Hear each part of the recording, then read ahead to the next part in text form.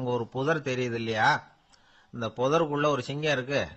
அந்த பக்கமா நான் போறப்போ வர்றப்போலாம் அது என்கிட்ட வம்பு வளர்க்குது, தகராறு செய்யுது, என் மேல பாயுது, என்னை தாக்குது, ஏன்னு தெரியல அப்படின்னுது. இதை கேட்டதும் அந்த குரங்கு சொல்லிச்சு, இனிமே கவலைப்படாத, இந்த தடவை நான் உன்னை காப்பாத்துறேன்னுது. அதுக்கப்புறம் ஒரு நாள் அந்த குரங்கும் கழுதியும் அந்த புதர் பக்கமா போய்கிட்டு இருந்தாங்க. எதிர்பார்த்தது மாதிரியே நடந்தது. அந்த சிங்கம் எதிரில் வந்தது, கழுதியை பார்த்தது, உடனே அது மேல பாய ஆரம்பிச்சுட்டுது. அவ்வளவுதான். உடனே இந்த குரங்கு என்ன பண்ணுச்சு தெரியுமா, கிடுகிடுன்னு ஒரு மரத்து மேல ஏறி உட்காந்துக்கிட்டது. அங்க உட்காந்துக்கிட்டு கீழே அந்த கழுதையும் சிங்கமும் போடுற சண்டையை வேடிக்கை பார்க்க ஆரம்பிச்சுட்டுது. கொஞ்ச நேரம் கழிச்சு அடிபட்ட காயத்தோட அந்த கழுதை மெதுவா நடந்து வந்தது. குரங்கும் மெல்ல மரத்தை விட்டு கீழே இறங்குச்சு. இப்ப கழுதை கேட்டுது, என்னை காப்பாத்துறேன்னு சொல்லிவிட்டு காலவாரி விட்டுட்டியே, நீ பாட்டுக்கு மரத்து மேல ஏறி உட்காந்துக்கிட்டே, இது நியாயமானது. குரங்கு பரிதாபமா அதை பார்த்தது. நான் மரத்து மேல இருந்து நீங்க 2 பேரும் சண்டை போட்டதை பார்த்துக்கிட்டு தான் இருந்தேன்.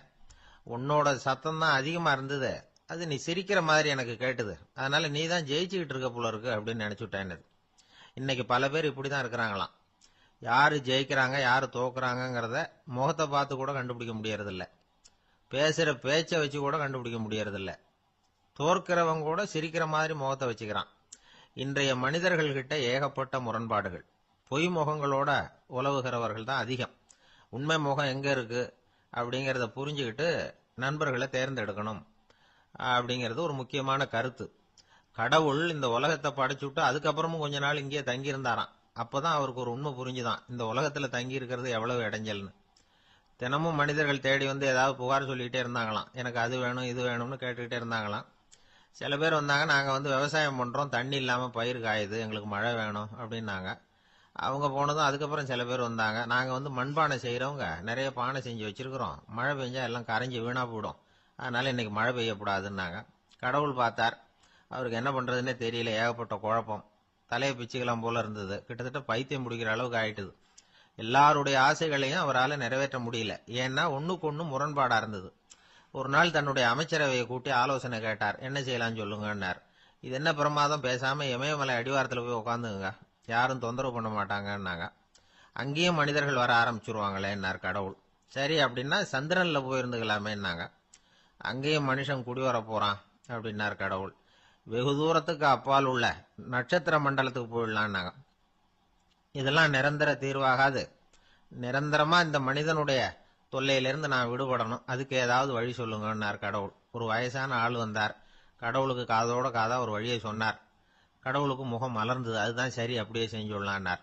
அந்த ஆள் சொன்ன ரகசியம் என்ன தெரியுமா, மனிதனால அடைய முடியாத ஒரு இடம் இருக்கு, அது வேற எங்கேயும் இல்ல, அவனுக்கு உள்ளே இருக்குது, அங்க போய் மறைஞ்சுங்க, அதுக்கப்புறம் மனிதர்களால உங்களுக்கு தொந்தரவு இருக்காதுன்னார். மனிதன் நினைக்காத இடம் அதுதான். அதாவது உள்ளுக்குள்ள இருக்கிற உண்மையை புரிஞ்சுக்காம வெளியில எங்கேயோ அது இருக்கிறதாக நினைச்சு வரட்டிட்டு அலையறான் மனுஷன். உள்ளே இருக்கிற உண்மை புரிஞ்சா நாம தன்னம்பிக்கையோட தலை நிமிர்ந்து வாழலாம். வேடிக்கையா ஒரு கதை சொல்லுவாங்க, இதை பாருங்க, நம்ம பையன் எங்க பணம் வச்சாலும் எடுத்து விடுறான், என்ன பண்றதுன்னாங்க அம்மா. அப்பா கொஞ்ச நேரம் யோசனை பண்ணார், அதுக்கப்புறம் சொன்னார், அவன் கண்ணுல படாத இடமா நம்ம வீட்டுல இருக்கிறது ஒரே இடம் தான், அங்க பணத்தை வை திருட்டு போவாதுன்னார். அது எந்த இடம்னு கேட்டாங்க. அதுதான் அவன் பாட புஸ்தகம், அதுல வச்சிரு, அவன் தொடவே மாட்டான், பாட புத்தகத்தை தொடாம பரீட்சையில வெற்றி பெற முடியாது அப்படிங்கறத புரிஞ்சுக்கணும். உள்ளே இருக்கிற உண்மையை தொடாமல் வாழ்க்கையில வெற்றி பெற முடியாது. அதனால உண்மையை புரிஞ்சுக்கிட்டா வாழ்க்கையில வெற்றி நிச்சயம்.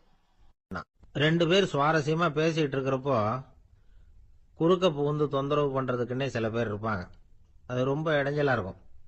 இதே மாதிரி மின்காந்தம் கூட குறுக்க புகுந்து தொந்தரவு பண்ணும், கடைசியில் அது ஒரு பெரிய இடைஞ்சல கொண்டாந்து விட்டுரும். சில வீடுகளில் கேபிள் கனெக்ஷன் இல்லாம சில தனியார் டிவி காட்சிகள் தெரியும். அதுக்கு என்ன காரணம்னா இந்த மின்காந்த குறுக்கீடு தான் காரணம். இதைத்தான் சுருக்கமா இஎம்ஐ அப்படின்னு சொல்றாங்க, அதாவது எலக்ட்ரோ மேக்னெட்டிக் இன்டர்ஃபியரன்ஸ். இது ஏற்படக்கூடிய இடங்கள் எது எதுன்னு எடுத்துக்கிட்டா அது ஒரு பெரிய பட்டியலாவே போயிடும். இந்த இஎம்ஐ தொந்தரவு வந்து கேபிள் டிவியில மட்டும்தான் இல்லை, ராக்கெட் ஏவுதளத்தில் உள்ள ரேடார்கள், அங்க உள்ள சில சக்தி வாய்ந்த தொலைத்தொடர்பு சாதனங்கள், விமான தளங்களில் உள்ள ரேடார்கள், கப்பல் தளங்களில் பொருத்தப்பட்டிருக்கக்கூடிய சக்தி வாய்ந்த ஆண்டனாக்கள், இப்படி நிறைய சொல்லலாம். காவல் நிலையங்களில் பயன்படுத்தப்படுகிற வயர்லெஸ் தொடர்பு சாதனங்கள் கூட ஓரளவுக்கு இந்த மின்காந்த அலைகளை வெளியிடும். நம்ம வீட்டில் உட்காந்துக்கிட்டு ரேடியோ கேட்டுக்கிட்டு இருப்போம் அல்லது டிவி பார்த்துக்கிட்டு இருப்போம். அந்த சமயத்தில் பக்கத்து தெருவில் ஒரு மோட்டார் சைக்கிள் அல்லது காரு, குறிப்பாக பெட்ரோல் இன்ஜின், அது போகிறப்ப அதில் உள்ள மின்காந்த மின்கலத்தில் அதாவது மேக்னட்டோ பேட்டரியிலிருந்து வெளிப்படுகிற மின்காந்த அலை இங்கே டிவியிலையும் ரேடியோவிலையும் கரகரப்பை உண்டு பண்ணும்.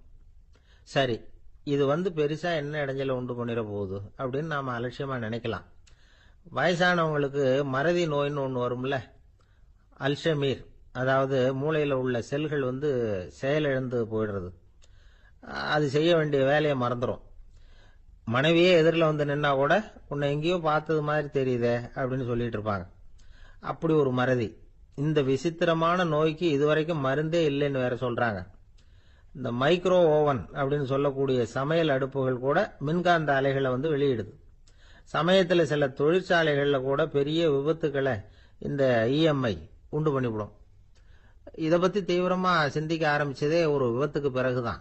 அமெரிக்காவுக்கும் வியட்நாமுக்கும் இடையில போர் நடந்ததே, அந்த சமயம் அமெரிக்காவுக்கு சொந்தமான விமானம் தாங்கி கப்பல் ஒன்று வியட்நாமை தாக்கிறதுக்கு தயாரா ஏவுகணைகளோட கடல்ல நிறுத்தி வைக்கப்பட்டிருந்தது. தற்செயலா அந்த பகுதியில் கப்பல் தொலைத்தொடர்பு பகுதிக்கு அருகில ஊடுருவிய இந்த சக்தி வாய்ந்த ரேடியோ அலைகள் ஏவுகணையில இருந்த மின்னணு சர்க்கியூட்டை பூர்த்தி செஞ்சு வச்சுட்டுது. அவ்வளவுதான், ஏவுகணை அங்கேயே வெடிச்சு செதறி போச்சு. 130 பேர் அந்த இடத்துலயே உடல் கருகி செத்து போட்டாங்க.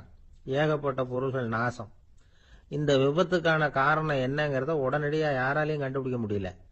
ரொம்பவும் கடுமையா முயற்சி பண்ணி கடைசியா கண்டுபிடிச்சாங்க, இது இந்த இஎம்ஐ வேலை தான் அப்படின்னு. மின்னணு தொலைபேசிகள் இருக்க, இதுல பேசும்பொழுது நம்ம காதை அதாவது செவியை ஊடுருவக்கூடிய மின்காந்த அலையானது மூளைக்கு போய் அங்க மூளை கட்டிகளை உருவாக்க ஊக்கம் கொடுக்குது அப்படின்னு வேற கண்டுபிடிச்சிருக்கிறாங்க. இந்த இஎம்ஐ ரொம்ப குறைஞ்ச மின்காந்த அழுத்தத்தில் நமக்கு எந்த பாதிப்பையும் ஏற்படுத்துறதில்லை. மின்காந்த அலைகள் அழுத்தத்தோடு இருக்கிற இடங்கள்ல ரொம்ப நேரம் இருந்தோம்னா நம்ம உடம்பின் வெப்பநிலை 2 டிகிரி செல்சியஸ் வரைக்கும் அதிகரிக்குதாம். அதனால வெப்பநிலையை சீராக்கிறதுக்கு இதய துடிப்பும் அதிகரிக்குது. இப்படிலாம் கண்டுபிடிச்சிருக்கிறாங்க. இப்பெல்லாம் இந்த மின்காந்த குறுக்கீடுகளை தடுக்கிறது எப்படி அப்படின்னு விஞ்ஞானிகள் யோசனை செய்ய ஆரம்பிச்சிருக்கிறாங்க. இந்த விஷயத்துல அலட்சியமா இருந்தோம்னா எதிர்காலத்துல நிறைய பேருக்கு இந்த ஞாபக மறதி நோய் வந்துடும். அப்புறம் அது ரொம்ப கஷ்டமா போயிடும். ஒரு குடும்ப தலைவர் தன் மனைவியை பார்த்து, யார் நீ, உன்னை எங்கேயோ பார்த்தது மாதிரி இருக்குதே அப்படின்னு சொல்லிட்டு இருந்தார். உடனடியா அவரை போய் பார்த்தேன். வாங்க டாக்டர்கிட்ட போகலாம் அப்படின்னு. அவரு என்னை தனியா அழைச்சிட்டு போய் காதோட காதா மெதுவா சொல்றார், இத பார்ப்பா, என் கையில பணம் இல்லாத போகலாம், அப்படி மறதி நோய் வந்துட்டது மாதிரி நடிச்சுக்கிட்டு இருப்பேன், அவ்வளவுதான், அதை நீ கண்டுக்காத அப்படின்னார். ஒரு நண்பர்கிட்ட பேசிக்கிட்டு இருந்தேன். அவருடைய உறவினர் ஒருத்தர் ஒரு நேர்முக தேர்வுக்கு போயிருந்தாராம், இன்டர்வியூக்கு. ரொம்பவும் பொறுப்பாகவும் கவனமாகவும் செயல்பட வேண்டிய பதவிக்கான நேர்காணல் அது. இவர் எழுத்து தேர்வுல ஏராளமான மதிப்பெண்கள் வாங்கிவிட்டார். அதனால அதை பத்தி கவலை இல்லை. இப்ப நேர்முக தேர்வுல தேர்வு பெறணும். ஏராளமான சான்றிதழ்கள் வச்சிருந்தார். நேர்காணல்ல கேட்கப்பட்ட எல்லா கேள்விகளுக்கும் சரியான பதில தான் சொன்னார். இருந்தாலும் பாருங்க, அந்த நேர்முக தேர்வுல அவர் தேர்ந்தெடுக்கப்படலை. என்ன காரணம் அப்படின்னு பின்னாடி விசாரிச்சப்போதான் விவரம் தெரிஞ்சுதான். அது என்ன ஆயிருக்குதுன்னா, அந்த நேர்காணலின் போது இவர் நடந்துகிட்ட முறையில சில தவறுகள் நடந்து போச்சான். முக்கியமா 2 தவறுகள். ஒன்னு, அவங்க ஒரு கேள்வியை கேட்டு முடிக்கிறதுக்குள்ளேயே இவர் பதில் சொல்ல ஆரம்பிச்சுட்டாராம். 2வது என்னன்னா, இவர் நாற்காலியில தாராளமா இயல்பா சாஞ்சி உட்காராம நாற்காலி முனையில உட்கார்ந்துருந்தாராம். இந்த 2 விதமான செயல்பாடுகளும் இவர் அவசரப்படுறவர், பதற்றப்படுறவர் அப்படிங்கிறதுக்கான அடையாளங்கள். அதாவது கேள்வியை கேட்டு முடிக்கிறதுக்குள்ளேயே முந்திக்கிட்டு பதில் சொல்றது. 2வது, நாற்காலியில இயல்பா தாராளமா உட்காராம நாற்காலி முனையில உட்கார்றது. பார்க்க போற வேலைக்கு அவசரம், பதற்றம் இது 2 இருக்கப்படாதான். அதனால மார்க் இருந்தும் சர்டிபிகேட் இருந்தும் அந்த வேலை வாய்ப்பு அவருக்கு கிடைக்கல.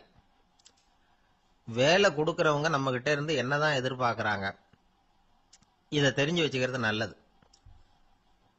முதல்ல மற்றவர்களுடன் தொடர்பு கொள்ளும் திறமை, அதாவது எபிலிட்டி டு கம்யூனிகேட். நீங்க நினைக்கிறத அழகா தொகுத்து வகைப்படுத்தி சொல்ல தெரியுதான்னு பார்ப்பாங்க. உங்க திட்டங்களை அடுத்தவங்க ஏற்றுக்கொள்ளக்கூடிய விதத்துல வெளிப்படுத்துறதுக்கு உங்களால முடியுதான்னு பார்ப்பாங்க. இதுக்கு என்ன செய்யறது? குழப்பம் இல்லாம சிந்திக்கணும், குழப்பம் இல்லாம பேசணும். ரெண்டாவது விஷயம் என்னன்னா புத்திசாலித்தனம், அதாவது இன்டெலிஜென்ஸ். ஏத்துக்க போற வேலையை நல்ல விதமா செய்ய முடியுமா உங்களால? அதை எந்தெந்த வழியில செய்யலாம் அப்படிங்கறத உங்களால தீர்மானிக்க முடியுமா? அந்த வேலைக்கான புது புது யோசனைகளை உங்களால சொல்ல முடியுமா அப்படின்னு பார்ப்பாங்க. இது இன்டெலிஜென்ஸ். மூணாவது தன்னம்பிக்கை, அதாவது செல்ஃப் கான்பிடன்ஸ். உங்களுக்கு அது உண்டா அப்படிங்கறத கவனிப்பாங்க. எந்த சூழ்நிலையையும் சமாளிக்கணும், எப்படிப்பட்ட மனிதர்களையும் சமாளிக்கிற தைரியம் வேணும், அடுத்தவங்களை நமக்கு சாதகமா திருப்பக்கூடிய தன்னம்பிக்கை வேணும். நாலாவது பொறுப்புகளை முன்வந்து ஏற்றுக்கொள்ளுதல், வில்லிங்னஸ் டு அக்செப்ட் ரெஸ்பான்சிபிலிட்டி. பொறுப்புகள்ல இருந்து நழுவி போக ஆசைப்படாம செஞ்சு முடிக்கணும். அஞ்சாவது முன் வருதல், இனிஷியேட்டிவ். வேலையோட முக்கியத்துவம் உணர்ந்து அதை ஏத்துக்கிட்டு தகுந்த நடவடிக்கைகளை தயங்காம எடுக்கிறதுக்கு முன் வரணும். ஆறாவது என்னன்னு கேட்டீங்கன்னா தலைமைத்துவம், லீடர்ஷிப். 4 பேருக்கு தலைமை தாங்கி நல்ல விதத்துல நடந்துக்க தெரியுதா? ஏழாவது கற்பனை திறன், இமேஜினேஷன். சில பிரச்சனைகள் வரக்கூடும் அப்படின்னு முன்கூட்டியே யூகிச்சு அதுக்கு தகுந்த மாதிரி நடவடிக்கை எடுக்கிற திறமை உண்டா அப்படிங்கறத பார்ப்பாங்க. எட்டாவது என்னன்னா வளைந்து கொடுத்தல், பிளெக்சிபிலிட்டி. சூழ்நிலைக்கு தகுந்த மாதிரி, மாற்றங்களுக்கு தகுந்த மாதிரி அனுசரிச்சு நடந்துக்கிறதுக்கு தெரியுதா உங்களுக்கு அப்படிங்கறத கவனிப்பாங்க. அடுத்தது திறமைகளை வெளிக்கொணரும் திறமை, இன்டர்பர்சனல் ஸ்கில்ஸ். அடுத்தவங்க கிட்ட இருக்கிற திறமையை கண்டுபிடிச்சு அதை நல்ல விதத்துல ஊக்கப்படுத்தி பயன்படுத்த தெரியுதா அப்படின்னு பார்ப்பாங்க. ஆறாவது சுய அறிவு, செல்ஃப் நாலேஜ். அடுத்தவங்க நம்மளை பத்தி என்ன நினைக்கிறாங்க அப்படிங்கறத நம்மால புரிஞ்சுக்க முடியுதாங்கிறது முக்கியம். அடுத்தது போட்டி மனப்பான்மை, காம்படிட்டிவ்னஸ். அடுத்தவங்களை ஒப்பிட்டு பார்த்து அதை விட ஒரு படி மேல வரணுங்கிற குணம் வேணும். இதுக்கு அடுத்தது என்னன்னா குறிக்கோளை வெல்லுதல், கோல் அச்சீவ்மெண்ட். குறிக்கோளை சவாலா எடுத்துக்கிட்டு அதை அடையணும். அப்புறம் வேறுபட்ட திறமைகள், ஒகேஷனல் ஸ்கில்ஸ். பதவிக்கு வேண்டிய திறமைகள் தவிர மற்ற திறமைகள் ஏதும் உண்டாங்கிறது முக்கியம். நமக்கு வேலை கொடுக்கணும்னு நினைக்கிறவங்க நம்ம கிட்ட இருந்து இவ்வளவும் எதிர்பார்ப்பாங்க. அதுக்கு தகுந்த மாதிரி நம்மளை நாமே தயார்படுத்திக்கணும். எனக்கு வேண்டப்பட்ட ஒருத்தர் ஒரு இன்டர்வியூக்கு போயிட்டு வந்தார், நேர்காணலுக்கு. எப்படி இருந்தது இன்டர்வியூன்னு விசாரிச்சேன். நான் போனேன். அவர் கேட்ட எல்லா கேள்விக்கும் அவர் எதிர்பார்த்தது மாதிரியே எல்லா பதிலையும் சொன்னேன். கடைசியா நான் எதிர்பார்க்காத ஒரு தகவலை அவர் சொன்னார் அப்படின்னார். என்னன்னு கேட்டேன். அவரும் என்ன மாதிரியே இன்டர்வியூக்கு வந்தவர் தானா, சும்மா என்ன கேள்வி கேட்டுக்கிட்டு உட்காந்துருந்தாராம் அப்படின்னார். அதனால ஒரு நேர்காணலுக்கு போறதுக்கு முன்னாடி என்ன எதிர்பார்க்கறாங்க அப்படிங்கறத தெரிஞ்சுக்கிட்டு போனா வெற்றி நிச்சயம். ஒரு கடற்கரை ஓரம், அங்க ஒரு சின்ன கிராமம். அந்த கிராமத்துல ஒரு சின்ன பள்ளிக்கூடம்.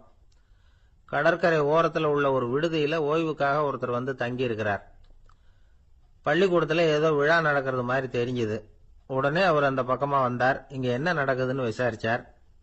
பள்ளி ஆண்டு விழா நடக்குதுன்னாங்க. உடனே போனார். கண்காட்சி ஒன்று வச்சிருந்தாங்க. உள்ள போய் பார்த்தார். பள்ளிக்கூடத்தில் படிக்கிற மாணவர்களை சொந்தமா தயார் பண்ண பொருள்களை காட்சிக்கு வச்சிருக்கிறாங்க. அந்த ஊர் மக்கள்லாம் அதை கூட்டம் கூட்டமா போய் பார்த்துக்கிட்டு இருக்கிறாங்க.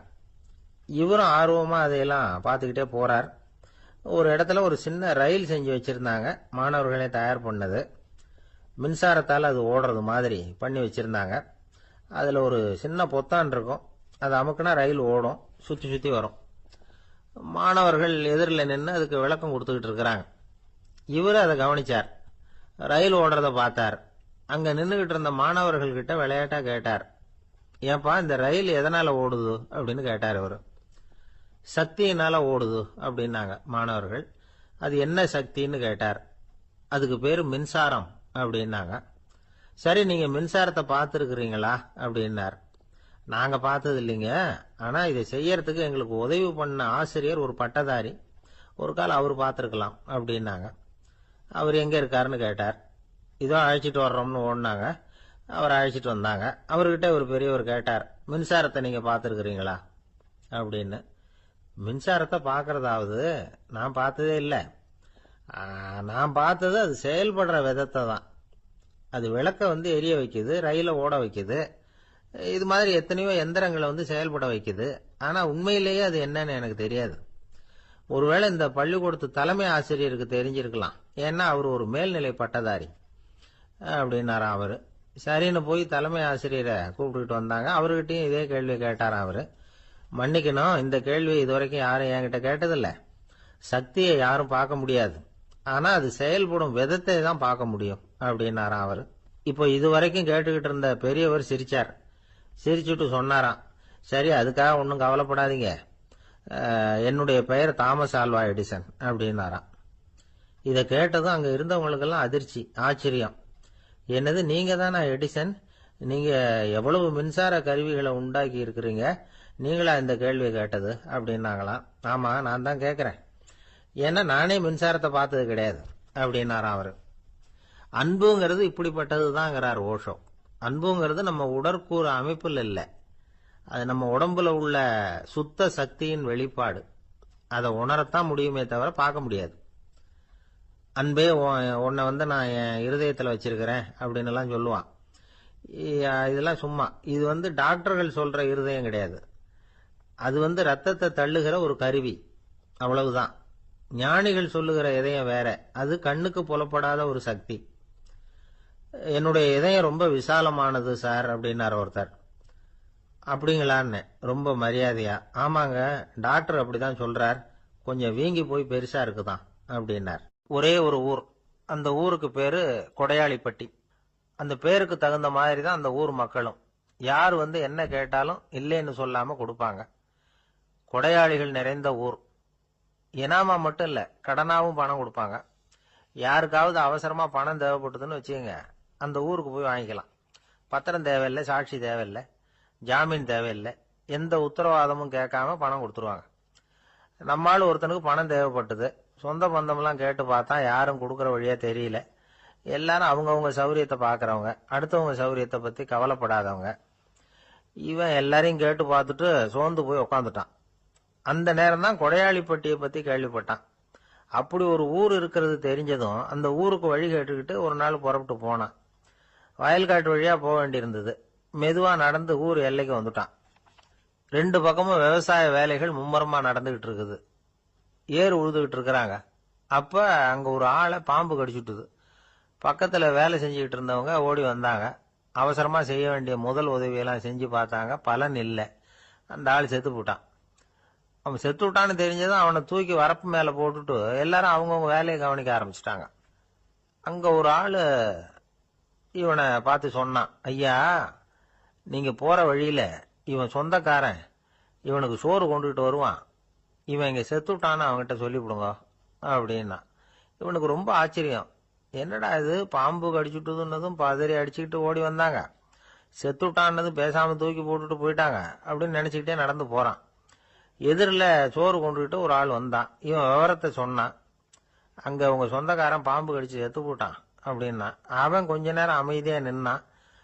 அதுக்கப்புறமா அங்கேயே வரப்புல உட்காந்து கொண்டுகிட்டு வந்த சோத்தை தானே சாப்பிட்டு முடிச்சான். பேசாம எழுந்திரிச்சு திரும்பி போயிட்டான். கொஞ்சம் கூட பதறல, அழல. இப்படியும் ஒரு ஊரா அப்படின்னு நினைச்சு ஆச்சரியப்பட்டுக்கிட்டே இவன் ஊருக்குள்ள போனான். ஒரு பெரிய மனுஷனை பார்த்து பணம் கேட்டான். அவரும் இவனோட பேரையும் ஊரையும் மட்டும் விசாரிச்சுக்கிட்டு தேவையான பணத்தை கொடுத்துட்டார். பணத்தை வாங்கிட்ட பிறகு தன்னுடைய மனசை அரிச்சுக்கிட்டு இருந்த அந்த விஷயத்தை பத்தி கேட்டான். ஐயா, வழியில ஒருத்தன் செத்துட்டான், அவனை அப்படியே தூக்கி வரப்புல போட்டுட்டு எல்லாரும் வயல்வெளி வேலைகளை பார்த்துக்கிட்டு இருக்கிறாங்களே அப்படின்னா. இதுக்கு அந்த பெரியவர் சொன்னார், ஆமா, அப்படித்தான் செய்வோம். வேலை முடிஞ்சு வீட்டுக்கு திரும்புறப்ப அவனை தூக்கிட்டு அடக்கம் பண்ணிடுவோம் அப்படின்னார். ரொம்ப ஆச்சரியமா இருக்கு அப்படின்னா. ஏன் உங்க ஊர்ல யாராவது செத்துட்டா என்ன பண்ணுவீங்க அப்படின்னு கேட்டார். என்ன இப்படி கேக்குறீங்க, எங்க ஊர்ல எல்லாம் பணத்தை தூக்க விட மாட்டாங்க, ஒப்பாரி வைப்பாங்க, கட்டி புரண்டு அழுது புலம்பி தீத்துருவாங்க அப்படின்னா. இவன் பெரியவர் பார்த்தார். அவங்கிட்ட கொடுத்த பணத்தை லபக்குன்னு பறிச்சுக்கிட்டார். திருப்பி வாங்கிட்டார். இவன் பதறி போய் நிக்கிறான். அவரு சொன்னார், பணத்தையே விட மாட்டேன்னு கட்டுப்பிடிச்சு அழுதா நான் கொடுத்த பணத்தை மட்டும் எப்படி திருப்பி கொடுக்க போற, போயிட்டு வா அப்படின்னு விரட்டி விட்டாராம். இந்த கதையை நண்பர் ஒருத்தர் சொன்னார். கதை வேடிக்கையா தெரிஞ்சா கூட இதுல கருத்து உண்டு. பணம் பிணம் இது ரெண்டையுமே விடுறதுக்கு அவ்வளவு சுலபமா மனம் வர்றதில்லை. இந்த ரெண்டு விஷயங்கள்லயும் அறிவார்ந்த செயல்பாடு தேவை. ஒரு பேருந்து மரத்துல மோதி விட்டது. எல்லாரும் அடிபட்டு முனைகிட்டு கிடக்குறாங்க. டிரைவர், கண்டக்டர் இவங்களுக்கும் அடி. அவங்களும் ஒரு பக்கம் கிடக்குறாங்க. ஒரு மூலையில கிடக்கிற ஒருத்தன் மெதுவா முக்கி முனகி கண்டக்டர்னு சத்தம் போடுறான். கண்டக்டர் மெதுவா நகர்ந்து அவங்கிட்ட போய் என்னன்னு விசாரிக்கிறார். அவன் ரொம்ப சிரமப்பட்டு வாயை திறந்து ஒரு 15 காசு சில்லற பாக்கி அப்படின்னானா. திருநெல்வேலி மாவட்டத்துல கோவில்பட்டிக்கு பக்கத்துல உள்ள ஊர் கடம்பூர். காமராசர் முதலமைச்சரா இருந்த காலம். கடம்பூர்ல ஒரு பள்ளி சீரமைப்பு மாநாடு நடக்குது. அந்த பக்கத்துல உள்ள பள்ளிக்கூடம்லாம் அதுல கலந்துக்குது. கண்காட்சி வேற. ஊர் பூரா விழா கோலம். மறுநாள் மாநாடு நடக்க போகுது. ஆனா முதல் நாளே மழை பிடிச்சுக்கிட்டுது. மறுநாளும் அது விடாம பேஞ்சுக்கிட்டு இருக்குது. காமராசர் காலையில இருந்து பல்வேறு நிகழ்ச்சிகள்ல கலந்துகிட்டு சாயந்தரமா கடம்பூருக்கு வந்து சேர வேண்டியவர். மழை பெஞ்சுக்கிட்டு இருக்கிறதுனால நிகழ்ச்சி ரத்தாயிடுமோ என்னமோ அப்படின்னு எல்லாரும் சந்தேகப்பட்டுக்கிட்டு இருக்கிறாங்க. அவர் கோவில்பட்டி பயணிகள் விடுதியில இருக்கிறார். கடம்பூர்ல இருந்து சில பேர் போய் அவரை சந்திக்கிறாங்க. மழை பெஞ்சுக்கிட்டு இருக்குதே, என்ன செய்யலாம் அப்படின்னு கேக்குறாங்க. மழை பெஞ்சா நல்லது தானே, அதுக்காக மாநாட்டை எதுக்காக ரத்து செய்யணும்? ஆசிரியர்கள் எவ்வளவு கஷ்டப்பட்டு ஏற்பாடு பண்ண மாநாடு, கட்டாயம் வந்துடுறேன் அப்படின்னாராம் காமராசர். உடனே புறப்பட்டார். மழையை பொருட்படுத்தாத மக்கள் கூட்டம். அது கலையாம காத்துக்கிட்டு இருக்கிறாங்க அவ்வளவு பேரும். தலைவர் வந்துட்டார்னு தெரிஞ்சது ஜனங்களுக்கு ஏகப்பட்ட உற்சாகம். ஜனங்கள் அவ்வளவு உற்சாகமா வரவேற்றாங்க. மாநாடு ஆரம்பமாச்சு. மலர் மாலைகள் மலை மாதிரி குவிய ஆரம்பிச்சுட்டுது. வரிசையா ஒவ்வொரு கல்வி நிலையம் சார்பாகவும் வரவேற்பு பத்திரம் வாசிச்சு கொடுக்கறாங்க. என்ன வாசிக்கிறாங்கிறத காமராசர் கூர்ந்து கவனிக்கிறார். ஏகப்பட்ட புகழ் மொழிகள். ரொம்ப பாராட்டி புகழ்ந்து என்னென்னமோ வாசிச்சுக்கிட்டு இருக்கிறாங்க. கொடை வள்ளலே, குணக்குன்றே, மலையே, கடலே, இப்படி தமிழ் மொழியில பாராட்டுறதுக்கு எத்தனை வார்த்தைகள் உண்டோ அத்தனையும் அதுல சேர்த்திருக்கிறாங்க. காமராசர் பொறுமை இழந்துட்டார். போதும் போதும், உங்க எல்லாரையும் பார்த்து 2 வார்த்தை பேசிட்டு போறதுக்காக தான் நான் வந்திருக்கிறேன். எல்லாரும் மழையில சிரமப்பட்டு நின்றுகிட்டு இருக்கிறீங்க. இப்படி என்ன புகழ்ந்து படிச்சுக்கிட்டே இருந்தா எப்படி அப்படின்னாராம். அதுக்கப்புறம் பேசி முடிச்சிருக்கிறார். மாநாட்டு நிகழ்ச்சிகள் முடிஞ்சதும் இன்னொரு நிகழ்ச்சியில கலந்துக்கிறதுக்காக புறப்பட்டாராம். ஒரு திறந்த ஜீப்ல அவரை ஊர்வலமா அழைச்சிக்கிட்டு போயிருக்கிறாங்க. தெருவில் 2 பக்கமும் ஏகப்பட்ட கூட்டம். அங்கங்க ஜீப்பை நிறுத்தி ரோஜா மாலை, ஜருக மாலை இப்படி போட்டுக்கிட்டே இருக்கிறாங்க. அதையெல்லாம் அப்படி அப்படியே வாங்கி அங்கங்க நின்றுகிட்டு இருந்த குழந்தைகள்கிட்டையும் தாய்மார்கள்கிட்டையும் கொடுத்துக்கிட்டே போறார். அந்த சமயத்துல கூட்டத்துக்கு அப்பால ஒரு பெரியவர் கையில ஒரு மல்லிகை சரத்தோட நின்றுட்டு இருக்கிறார். அவரால் முண்டி அடிச்சுக்கிட்டு முன்னால வர முடியல. காமராசர் இதை கவனிக்கிறார். அவ்வளவுதான், உடனே நிறுத்தப்பா வண்டிய அப்படிங்கிறார். ஜீப்பு நிக்குது. டிரைவரை பார்த்து, அதோ பார், அங்க ஒருத்தர் நிக்கிறார் பார், அவரை இங்க அழைச்சிட்டு வா அப்படின்னாராம். கூட்டம் வழி விடுது. அந்த பெரியவரை கிட்டத்துல அழைச்சிட்டு வர்றாங்க. காமராசர் அவரை பார்த்து, வாங்க வாங்க, நல்லா இருக்கீங்களா அப்படின்னு சத்தம் போட்டு உற்சாகமா விசாரிக்கிறாராம். பெரியவர் கண்கள்ல கண்ணீர். பேச்சு வரல. மல்லிகை சரத்தை அவருக்கு போடுறார். கொஞ்ச நேரம் அவர்கிட்ட பொறுமையா பேசிக்கிட்டு இருந்துட்டு அவரை அனுப்பி வைக்கிறார் காமராசர். பெரியவர் போனதுக்கு அப்புறம் காமராசர் பக்கத்துல இருந்தவங்க கிட்ட சொல்றார் அந்த பெரியவரை பத்தி. அந்த காலத்துல ரொம்ப கஷ்டப்பட்டவர் இவரு, ஜெயிலுக்கு போனவர் அப்படின்னு ரொம்ப உருக்கமா நெகிழ்ந்து போய் சொல்றார். இதுல ஒரு விஷயத்த கவனிங்க. தன்னை புகழ்ந்து படிக்கப்பட்ட வாழ்த்து மடலை படிக்க வேணாம்னு தடுத்து நிறுத்தினார். எங்கேயோ ஒரு மூலையில கையில ஒரு 4 முழம் மல்லிகை சரத்தோட ஒதுங்கி நின்றுகிட்டு இருந்த அந்த தொண்டரை அவ்வளவு பெரிய கூட்டத்துக்கு நடுவுலையும் தேடி கண்டுபிடிச்சு கிட்டத்துல கூப்பிட்டு அவர் கொடுத்த அன்பு மாலையை வாங்கி கழுத்துல போட்டுக்கிட்டார். அதுதான் காமராசர். தோல்விகள் கூட அவரை கொஞ்சம் கூட பாதிச்சதில்லை. ஒரு பொது தேர்தலில் அவர் தோத்து போறார். தொண்டர்கள்லாம் அழறாங்க. அதுல ஒருத்தர் மெதுவா காமராசர் கிட்ட போய், என்ன தலைவரே, நீங்க கூட தோத்து போயிட்டீங்களே அப்படின்னு கலக்கமா சொல்லி இருக்கிறார். அதுக்கு காமராசர், நான் கூட தோத்து போறதுக்கு பேர் தான்ப்பா ஜனநாயகம் அப்படின்னாராம். இருட்ட கண்டா பயம் உண்டாவதே அது ஏன்? இப்படி ஒரு கேள்வியை ஒரு பெரியவர்கிட்ட கேட்டாங்க. அதுக்கு அவர் பதில் சொல்றார், மனிதனுடைய ஆதிகால வாழ்க்கையில தொற்றிக்கொண்ட பயம் இது வேரூன்றி இருக்குது, இன்னமும் போகல. 50,000 வருஷங்களுக்கு முன்னாடி மனுஷன் குகைகள்ல வாழ்ந்தான். பகல்ல பயம் இருக்காது. ராத்திரியில மிருகங்கள் தாக்கும், கொல்லும், நிம்மதியா தூங்க கூட முடியாது. அதனால இந்த மனுஷனுக்கு இரவுன்னா மரணம், பயம் அப்படின்னு பழகி போச்சு. மனிதர்களுடைய எல்லா மனசையும் சேர்த்து மொத்தமா ஒரு மனசு உண்டு.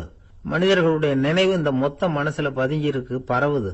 இந்த மொத்த மனசுல இருட்டு பற்றிய பயம் பதிந்து நீடிக்குது அப்படிங்கிறார் அவர்.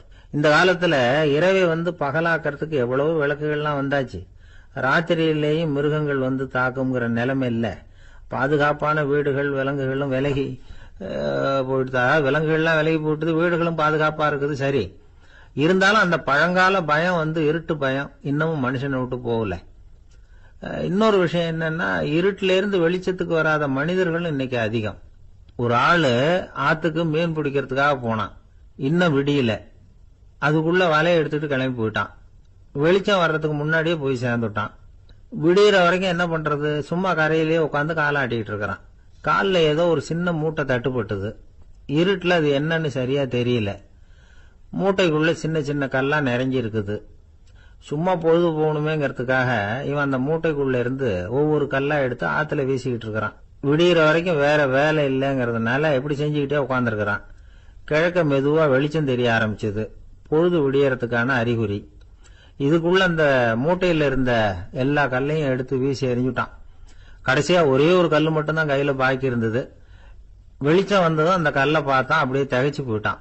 அடடா, இது வரைக்கும் தெரியாம தப்பு பண்ணிட்டோமே அப்படின்னு நினைச்சான். ஏன் தெரியுமா, அவன் கையில இருந்தது வெறும் கல்லு இல்ல, விலை வசந்த ரத்தன கல்லு. அது இருட்டுல என்னன்னு புரியாததுனால மூட்டையில இருந்த எல்லா ரத்தன கல்லையும் ஆத்துல வீசி எறிஞ்சிருக்கிறான். இப்போ அவனுக்கு அழுகையே வந்துரும் போல இருந்தது. வாழ்க்கையை வசதி ஆக்கிக்கிறதுக்கான வாய்ப்பு அவனுக்கு இருந்தது. இருந்தாலும் இருட்டுல அதை இழந்துட்டான். அந்த வகையில அவனுக்கு கொஞ்சம் அதிர்ஷ்டம் இருந்திருக்குது. அதாவது ஏதோ ஒரு வகையில இருந்திருக்குது. அதனாலதான் அந்த கடைசி கல்ல எரியறதுக்குள்ள வெளிச்சம் வந்துட்டுது. பல பேருக்கு அந்த அளவு கூட அதிர்ஷ்டம் வர்றது இல்ல. எல்லாத்தையும் வீசினதுக்கு அப்புறம் தான் வெளிச்சம் வரும். என்னன்னு விவரம் தெரியாமலே எழுந்திரிச்சு வந்துருவாங்க. வாழ்க்கைங்கிறது ஒரு பெரிய புதையல். அதை புரிஞ்சிக்காம மனுஷன் அதை வீசி எரிஞ்சுக்கிட்டு இருக்கான் அப்படிங்கறது தான் பெரியவங்க கருத்து. சில பேருக்கு புரிஞ்சுக்கிற நேரம் வரும், அதுக்குள்ள வாழ்நாள்லாம் ஓடி போயிருக்கும். அதுக்கப்புறம் என்ன பண்றது?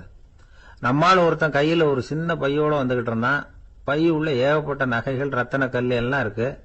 வந்துகிட்டு இருந்தவன் திடீர்னு அந்த பைய அப்படியே ஒரு குளத்துல வீசி எறிஞ்சுட்டான். மகான்கள் தான் இப்படி பற்று இல்லாம இருப்பாங்க. என்னங்க இது, விலை மதிப்புள்ள அந்த பைய இப்படி குளத்துல வீசி எறிஞ்சுட்டீங்களே, இதுக்கு என்ன அர்த்தம் அப்படின்னு கேட்டார் அவன் கூட வந்தவர். அவன் மெதுவா இவர் காதோட காதா சொல்றான், ஒரு போலீஸ்காரர் பின்னாடி வந்துகிட்டு இருக்கிறார், அவர் போனதுக்கு அப்புறம் இதை எடுத்துக்குவேன் அப்படிங்கிறான். ஒரு ஊர்ல ஒரு புகழ்பெற்ற பத்திரிகையாளர் இருந்தார். அவரு ஒரு நாள் திடீர்னு இறந்து போயிட்டார். அதுக்கப்புறம் நேரா சொர்க்கத்துக்கு போனார். சொர்க்கத்தின் வாசல்ல நின்றுகிட்டு இருந்த ஒருத்தர் அவரை தடுத்தார். இத பாரு, ஏற்கனவே இங்க 12 பத்திரிகையாளர்கள் இருக்கிறாங்க, அவங்களுக்கே இங்க வேலை இல்லை. அதுக்கு என்ன காரணம்னா, சொர்க்கத்துல திடுக்கிடும் செய்திகள்லாம் ஒன்றும் கிடையாது. அப்படி என்ன இருக்க போகுது, இங்க எல்லாம் அது ஒழுங்கா நடந்துகிட்டு இருக்கும். எல்லாம் ஒழுங்கா நடந்தா பத்திரிகைகளுக்கு சுவாரஸ்யமான கொலை, கொள்ளை, தீ வைப்பு இது மாதிரி எதுவும் இங்க இல்ல. ஏற்கனவே இங்க இருக்கிறவங்க எல்லாரும் மரத்தடியில் உட்காந்துக்கிட்டு தியானம் பண்ணிட்டு இருக்கிறாங்க. அந்த ஒரே செய்தி தான் தினமும் இங்க வந்துகிட்டு இருக்குது. அதை படிக்கிறதுக்கே இங்க ஆள் கிடையாது. அதனால நான் என்ன சொல்றேன்னா, நீ பேசாம நரகத்துக்கே போயிடு. அங்க எவ்வளவோ நிகழ்ச்சிகள் நடந்துகிட்டு இருக்கு. அங்கதான் அதிகமான பத்திரிகையாளர்கள் தேவைப்படுறாங்க. அங்க உனக்கு நிறைய வேலை இருக்கும். அதை செய்யறதில்ல, நீயும் மகிழ்ச்சியா இருக்கலாம் அப்படின்னு சொன்னாராம். அங்க அந்த சொர்க்கத்தின் வாசல்ல நின்றுகிட்டு இருந்தவர். இந்த பத்திரிகையாளர் அங்கேயே நின்று கொஞ்சம் யோசனை பண்ணார். இவருக்கு சொர்க்கத்திலே இருக்கணும்னு தான் ஆசை. அதனால மெதுவா அவர்கிட்ட பேசினாராம். ஐயா, என்ன ஒரு 24 மணி நேரம் இங்க உள்ள இருக்கிறதுக்கு அனுமதி கொடுங்க.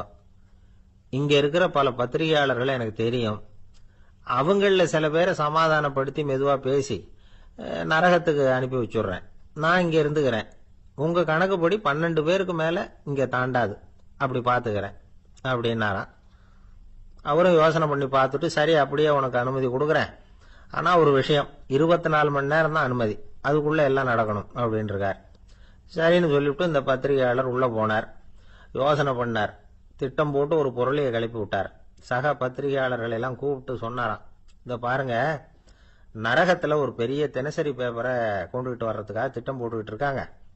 அதுக்கு பல அதிகாரிகள் தேவைப்படுறாங்க. நிறைய சம்பளம் கிடைக்கும். யார் யாரெல்லாம் நரகத்துக்கு போக ஆசைப்படுறாங்களோ அவங்க எல்லாம் போகலாம் அப்படின்னு ஒரு பொருளையை கிளப்பி விட்டார். 24 மணி நேரம் கழிச்சு வாசல் பக்கம் போனார். அங்க இருந்தவர்கிட்ட எத்தனை பேர் வெளியேறினாங்கன்னு விசாரிச்சாராம். அப்போ அவரு இவரை, நீ வெளியே போகக்கூடாது, முதல்ல உள்ளதான் இருக்கணும் அப்படின்னு தடுத்தாராம். அப்புறம் சொன்னாராம், நீ சொன்ன செய்தியை கேட்டதும் இங்க இருந்த எல்லா பத்திரிகையாளர்களுமே நரகத்துக்கு போயிட்டாங்கப்பா. உள்ள யாருமே இல்லை, அதனால நீ உள்ளே இருக்கலாம் அப்படின்னாராம். இதை கேட்டதும் இந்த பத்திரிகையாளரே குழம்பி போயிட்டார். ஒருவேளை உண்மையிலேயே நரகத்துல புதுசா பத்திரிகை ஏதாவது ஆரம்பிக்க போறாங்களோ அப்படின்னு அவரே நினைக்க ஆரம்பிச்சுட்டாராம். அப்புறம் சொன்னாராம், ஐயா என்னை விட்டுருங்க, நான் நரகத்துக்கே போயிடுறேன், அங்க ஏதோ விசேஷம் இருக்கணும் அப்படின்னாராம். இல்லைன்னா இத்தனை பேரும் ஒட்டுமொத்தமா அங்க போறதுக்கு சான்ஸே இல்லை, என்ன தடுக்காதீங்கன்னு கெஞ்ச ஆரம்பிச்சுட்டாராம். மற்றவங்க நம்பணுங்கிறதுக்காக ஒரு பொருளையை கிளப்பி விட்டார். கடைசியில தானே அந்த பொருளைக்கு ஆளாயிட்டார். அதாவது பிறரை ஏமாற்றிய அவரது மனம் கடைசியில் அவரையே ஏமாத்த ஆரம்பிச்சுட்டு பாருங்க. நீங்க இப்படி அடுத்தவங்களை ஏமாத்துறதுக்கு உங்க மனசை பழக்கப்படுத்துறீங்க, ஆனா கடைசியில் அதனால நீங்களே ஏமாற்றப்படுகிறீர்கள் அப்படிங்கிறது பெரியவர்களுடைய புத்திமதி. அதனால உங்க மனசுகிட்ட ரொம்ப எச்சரிக்கையா இருங்கோ அப்படிங்கிறாங்க. நம்ம ஆளுங்க அங்க போய் என்ன சொல்லுவாங்கன்னா, இந்த பாரு அங்க போவாத இங்க போவாதன்னு பயமுறுத்துறது உண்டு. சில பேர் அங்க பேய் இருக்குது, பிசாசு இருக்கு அப்படின்னு பொருளையை கிளப்பி விடுறது உண்டு. இருட்டு நேரம் காட்டு வழியா ஒருத்தன் போயிட்டு இருக்கிறான். அங்க பேய் பிசாசு நடமாட்டம் இருக்கிறதாக வதந்தி. இவன் பயந்துகிட்டே வேகமா போறான். காடு முடிஞ்சு மெயின் ரோட்டுக்கு வந்து சேர்ந்தான்.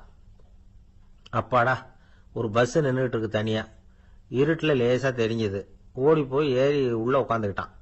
பயந்துகிட்டே போனவன் அப்புறம் தான் தெரியுது உள்ள யாருமே இல்லை, டிரைவரும் இல்லை, கண்டக்டரும் இல்லை, வேற யாரும் இல்லை. இவனுக்கு பேய் பயம் அதிகமா போட்டுது.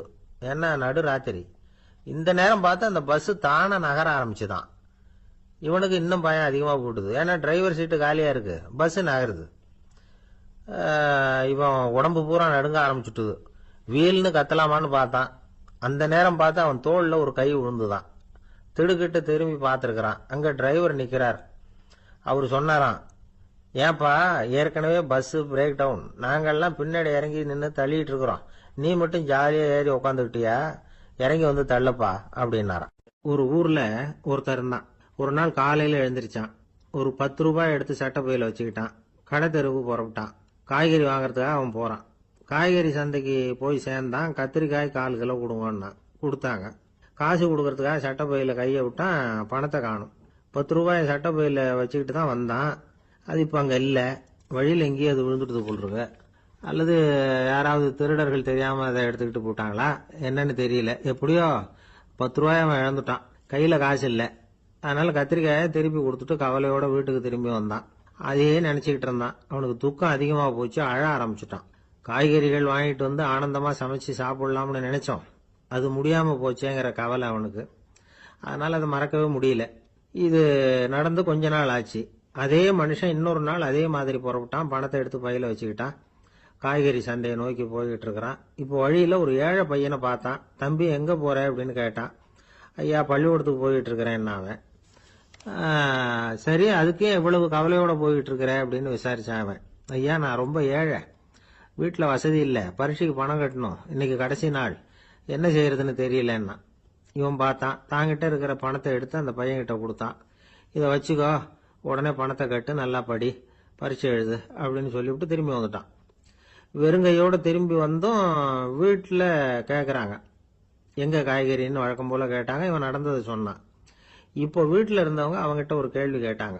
ஏங்க இதே மாதிரி முன்னாடி ஒரு தடவை காய்கறி வாங்க போய் வெறுங்கையோட திரும்பி வந்தீங்க, இப்பவும் வெறுங்கையோட தான் திரும்பி வந்திருக்கிறீங்க, ஆனா முன்னாடி வந்தப்போ வருத்தமா இருந்தீங்க, இப்போ உங்க முகத்துல வருத்தம் தெரியலையே அப்படின்னு கேட்டிருக்கிறான். அதாவது வீட்டுல இருக்கிறவங்க கேட்டாங்களாம். இப்போ அந்த மனுஷன் யோசிக்க ஆரம்பிச்சானாம். இந்த 2 நிகழ்வுகளுக்கு என்ன வித்தியாசம்? போன தடவை அவன் பணத்தை இழந்தான், இந்த தடவை அவன் பணத்தை இழந்திருக்கிறான். போன தடவை யாரோ திருடிட்டு போயிட்டாங்க, இந்த தடவை அவனாவே ஒரு பையன் பேர்ல இறக்கப்பட்டு எடுத்து கொடுத்துருக்கிறான். அன்னைக்கு பணம் போயிட்டுதேன்னு வருத்தமா இருந்தது, இன்னைக்கு பணம் போனாலும் மனசுக்கு மகிழ்ச்சியா இருக்கு, நிறைவா இருக்கு. கொஞ்சம் யோசிச்சு பாருங்க. பணத்தை இழந்தது மகிழ்ச்சிக்கோ வருத்தத்துக்கோ காரணமா இருக்க முடியாது. அப்படின்னா வேற எது காரணம்? அன்றைக்கு பணத்தை இழந்துட்டேன்னு அழுதான், இன்றைக்கு பணத்தை இழந்தாலும் மகிழ்ச்சியா இருக்கிறான். ஆகவே மகிழ்ச்சிக்கும் துக்கத்துக்கும் இழப்பு காரணம் அல்ல, இழப்பு பற்றிய நம்முடைய அறிவு தான் காரணம் அப்படிங்கிறது பெரியவர்களுடைய கருத்து. எந்த பொருளும் நமக்கு கவலையை உண்டு பண்றதில்ல, அந்த பொருள் பேர்ல நாம வைக்கிற பற்று தான் கவலையை உண்டு பண்ணுது. பொருள்கள் நம்ம விட்டுட்டு போயிட்டா நாம அழுதுகிட்டு இருக்கிறோம், நாமே அதுகளை விட்டுட்டு வந்துட்டா மகிழ்ச்சியா இருக்கிறோம். இந்த உண்மையை புரிஞ்சுக்கிட்டு நம்முடைய வாழ்க்கையை நல்ல விதமா அமைச்சுக்கணும். ஒரு ஆள் அழுதுகிட்டு இருந்தான். ஏண்டா அழுகுறேன்னு கேட்கிறார் ஒருத்தர். இழக்கிறதுக்கு எதுவும் இல்லை, அதனால அழறேன்னா. என்னடா சொல்றேன்னார். கிட்ட வாங்க சொல்றேன்னா. இந்த மணி பர்ஸை வேற ஒருத்தன் பாக்கெட்ல இருந்து திருடினேன். அப்புறம் தான் புரிஞ்சுது அவங்கிட்ட இழக்கிறதுக்கு எதுவும் இல்லைங்கிறது. ஆமாங்க, இது காலி பர்ஸ், அதனால இப்ப அழுதுகிட்டு இருக்கிறேன், திருடியும் பிரயோஜனம் இல்லை அப்படின்னு சொல்லிவிட்டு அழுதானா. ஆபீஸ்ல வேலை பார்க்குற ஒருத்தர் வந்தார். பேசாம ஒரு 10 நாள் லீவு போட்டுடலாமா பாக்குறேன் அப்படின்னார். ஏன்னு கேட்டோம். என்னுடைய மேலதிகாரி ஒரு முசுடு சார், அவர்கிட்ட வேலை பார்க்கறது ரொம்ப கஷ்டமா இருக்குது அப்படின்னார். ஆபீஸ்ல வேலை பார்க்கறவங்க எல்லாம் ஒரு விஷயத்த நல்லா ஞாபகத்துல வச்சுக்கணும். மேலதிகாரிங்கிறவர் ஒரு பெரிய மகான் இல்ல, அவரும் ஒரு மானிட பிறவிதான். சராசரி மனுஷனுக்குள்ள பலம் பலவீனம் ரெண்டும் அவருக்கும் உண்டு. அதனால அவரை கொஞ்சம் அனுசரிச்சு போறதுக்கு பழகிறது தான் நல்லது. மேலதிகாரிகள்ல பல வகை உண்டு. அதுல முக்கியமா 3 வகை. அதுல ஒரு வகை எப்படி தெரியுமா? உங்களை ஒரு வேலை செய்யற மெஷினா மட்டுமே நினைக்கக்கூடிய வகை.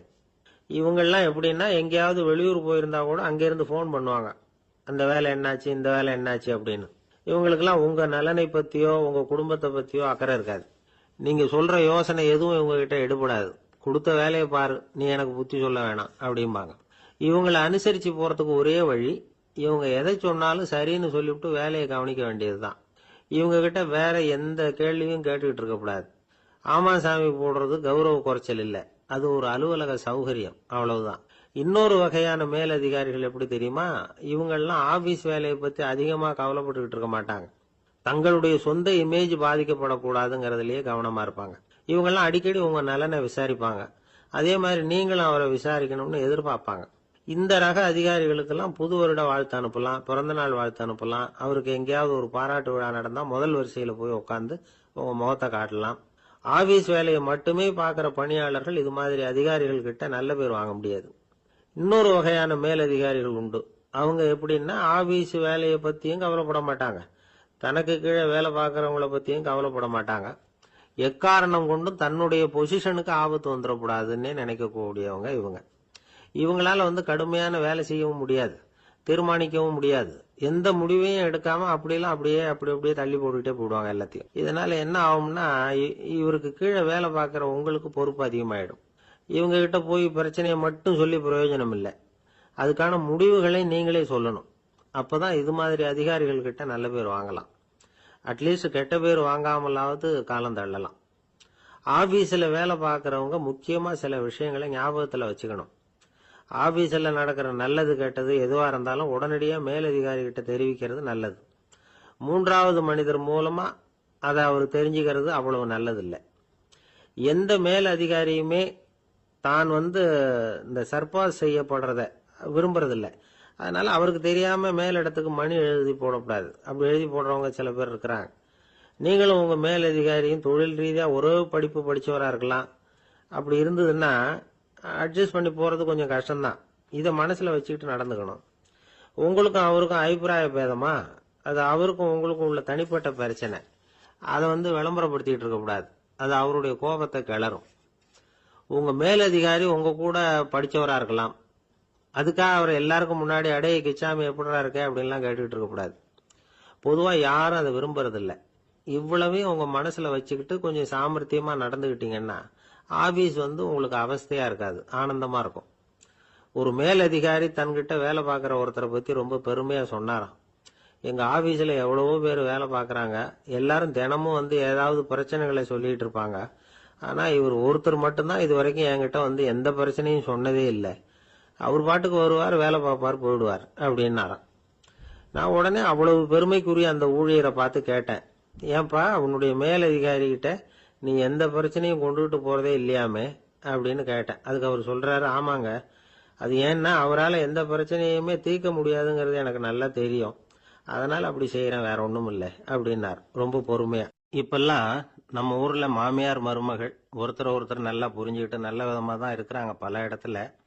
அதனால நான் இப்ப சொல்ல போற கதையை கேட்டுவிட்டு இந்த காலத்துல அவ்வளவு மோசமா யாரு சார் நடந்துக்கிறாங்க அப்படின்னு கேட்டு யாரும் சண்டைக்கு வரக்கூடாது. இன்னொரு உண்மையையும் சொல்லிவிடுறேன். அதாவது இந்த கதையை நமக்கு எழுதி அனுப்பி இருக்கிறதே கொஞ்ச நாள்ல மருமகளாகவும் அதுக்கப்புறம் கொஞ்ச காலத்துல மாமியாராகவும் ஆக போற ஒரு நேயர் தான். சரி, இந்த கதைக்கு வருவோம். அதாவது ஒரு சின்ன குடும்பம், அந்த வீட்டுல மாமியார் ஆட்சி, அவங்க வச்சதுதான் சட்டம்.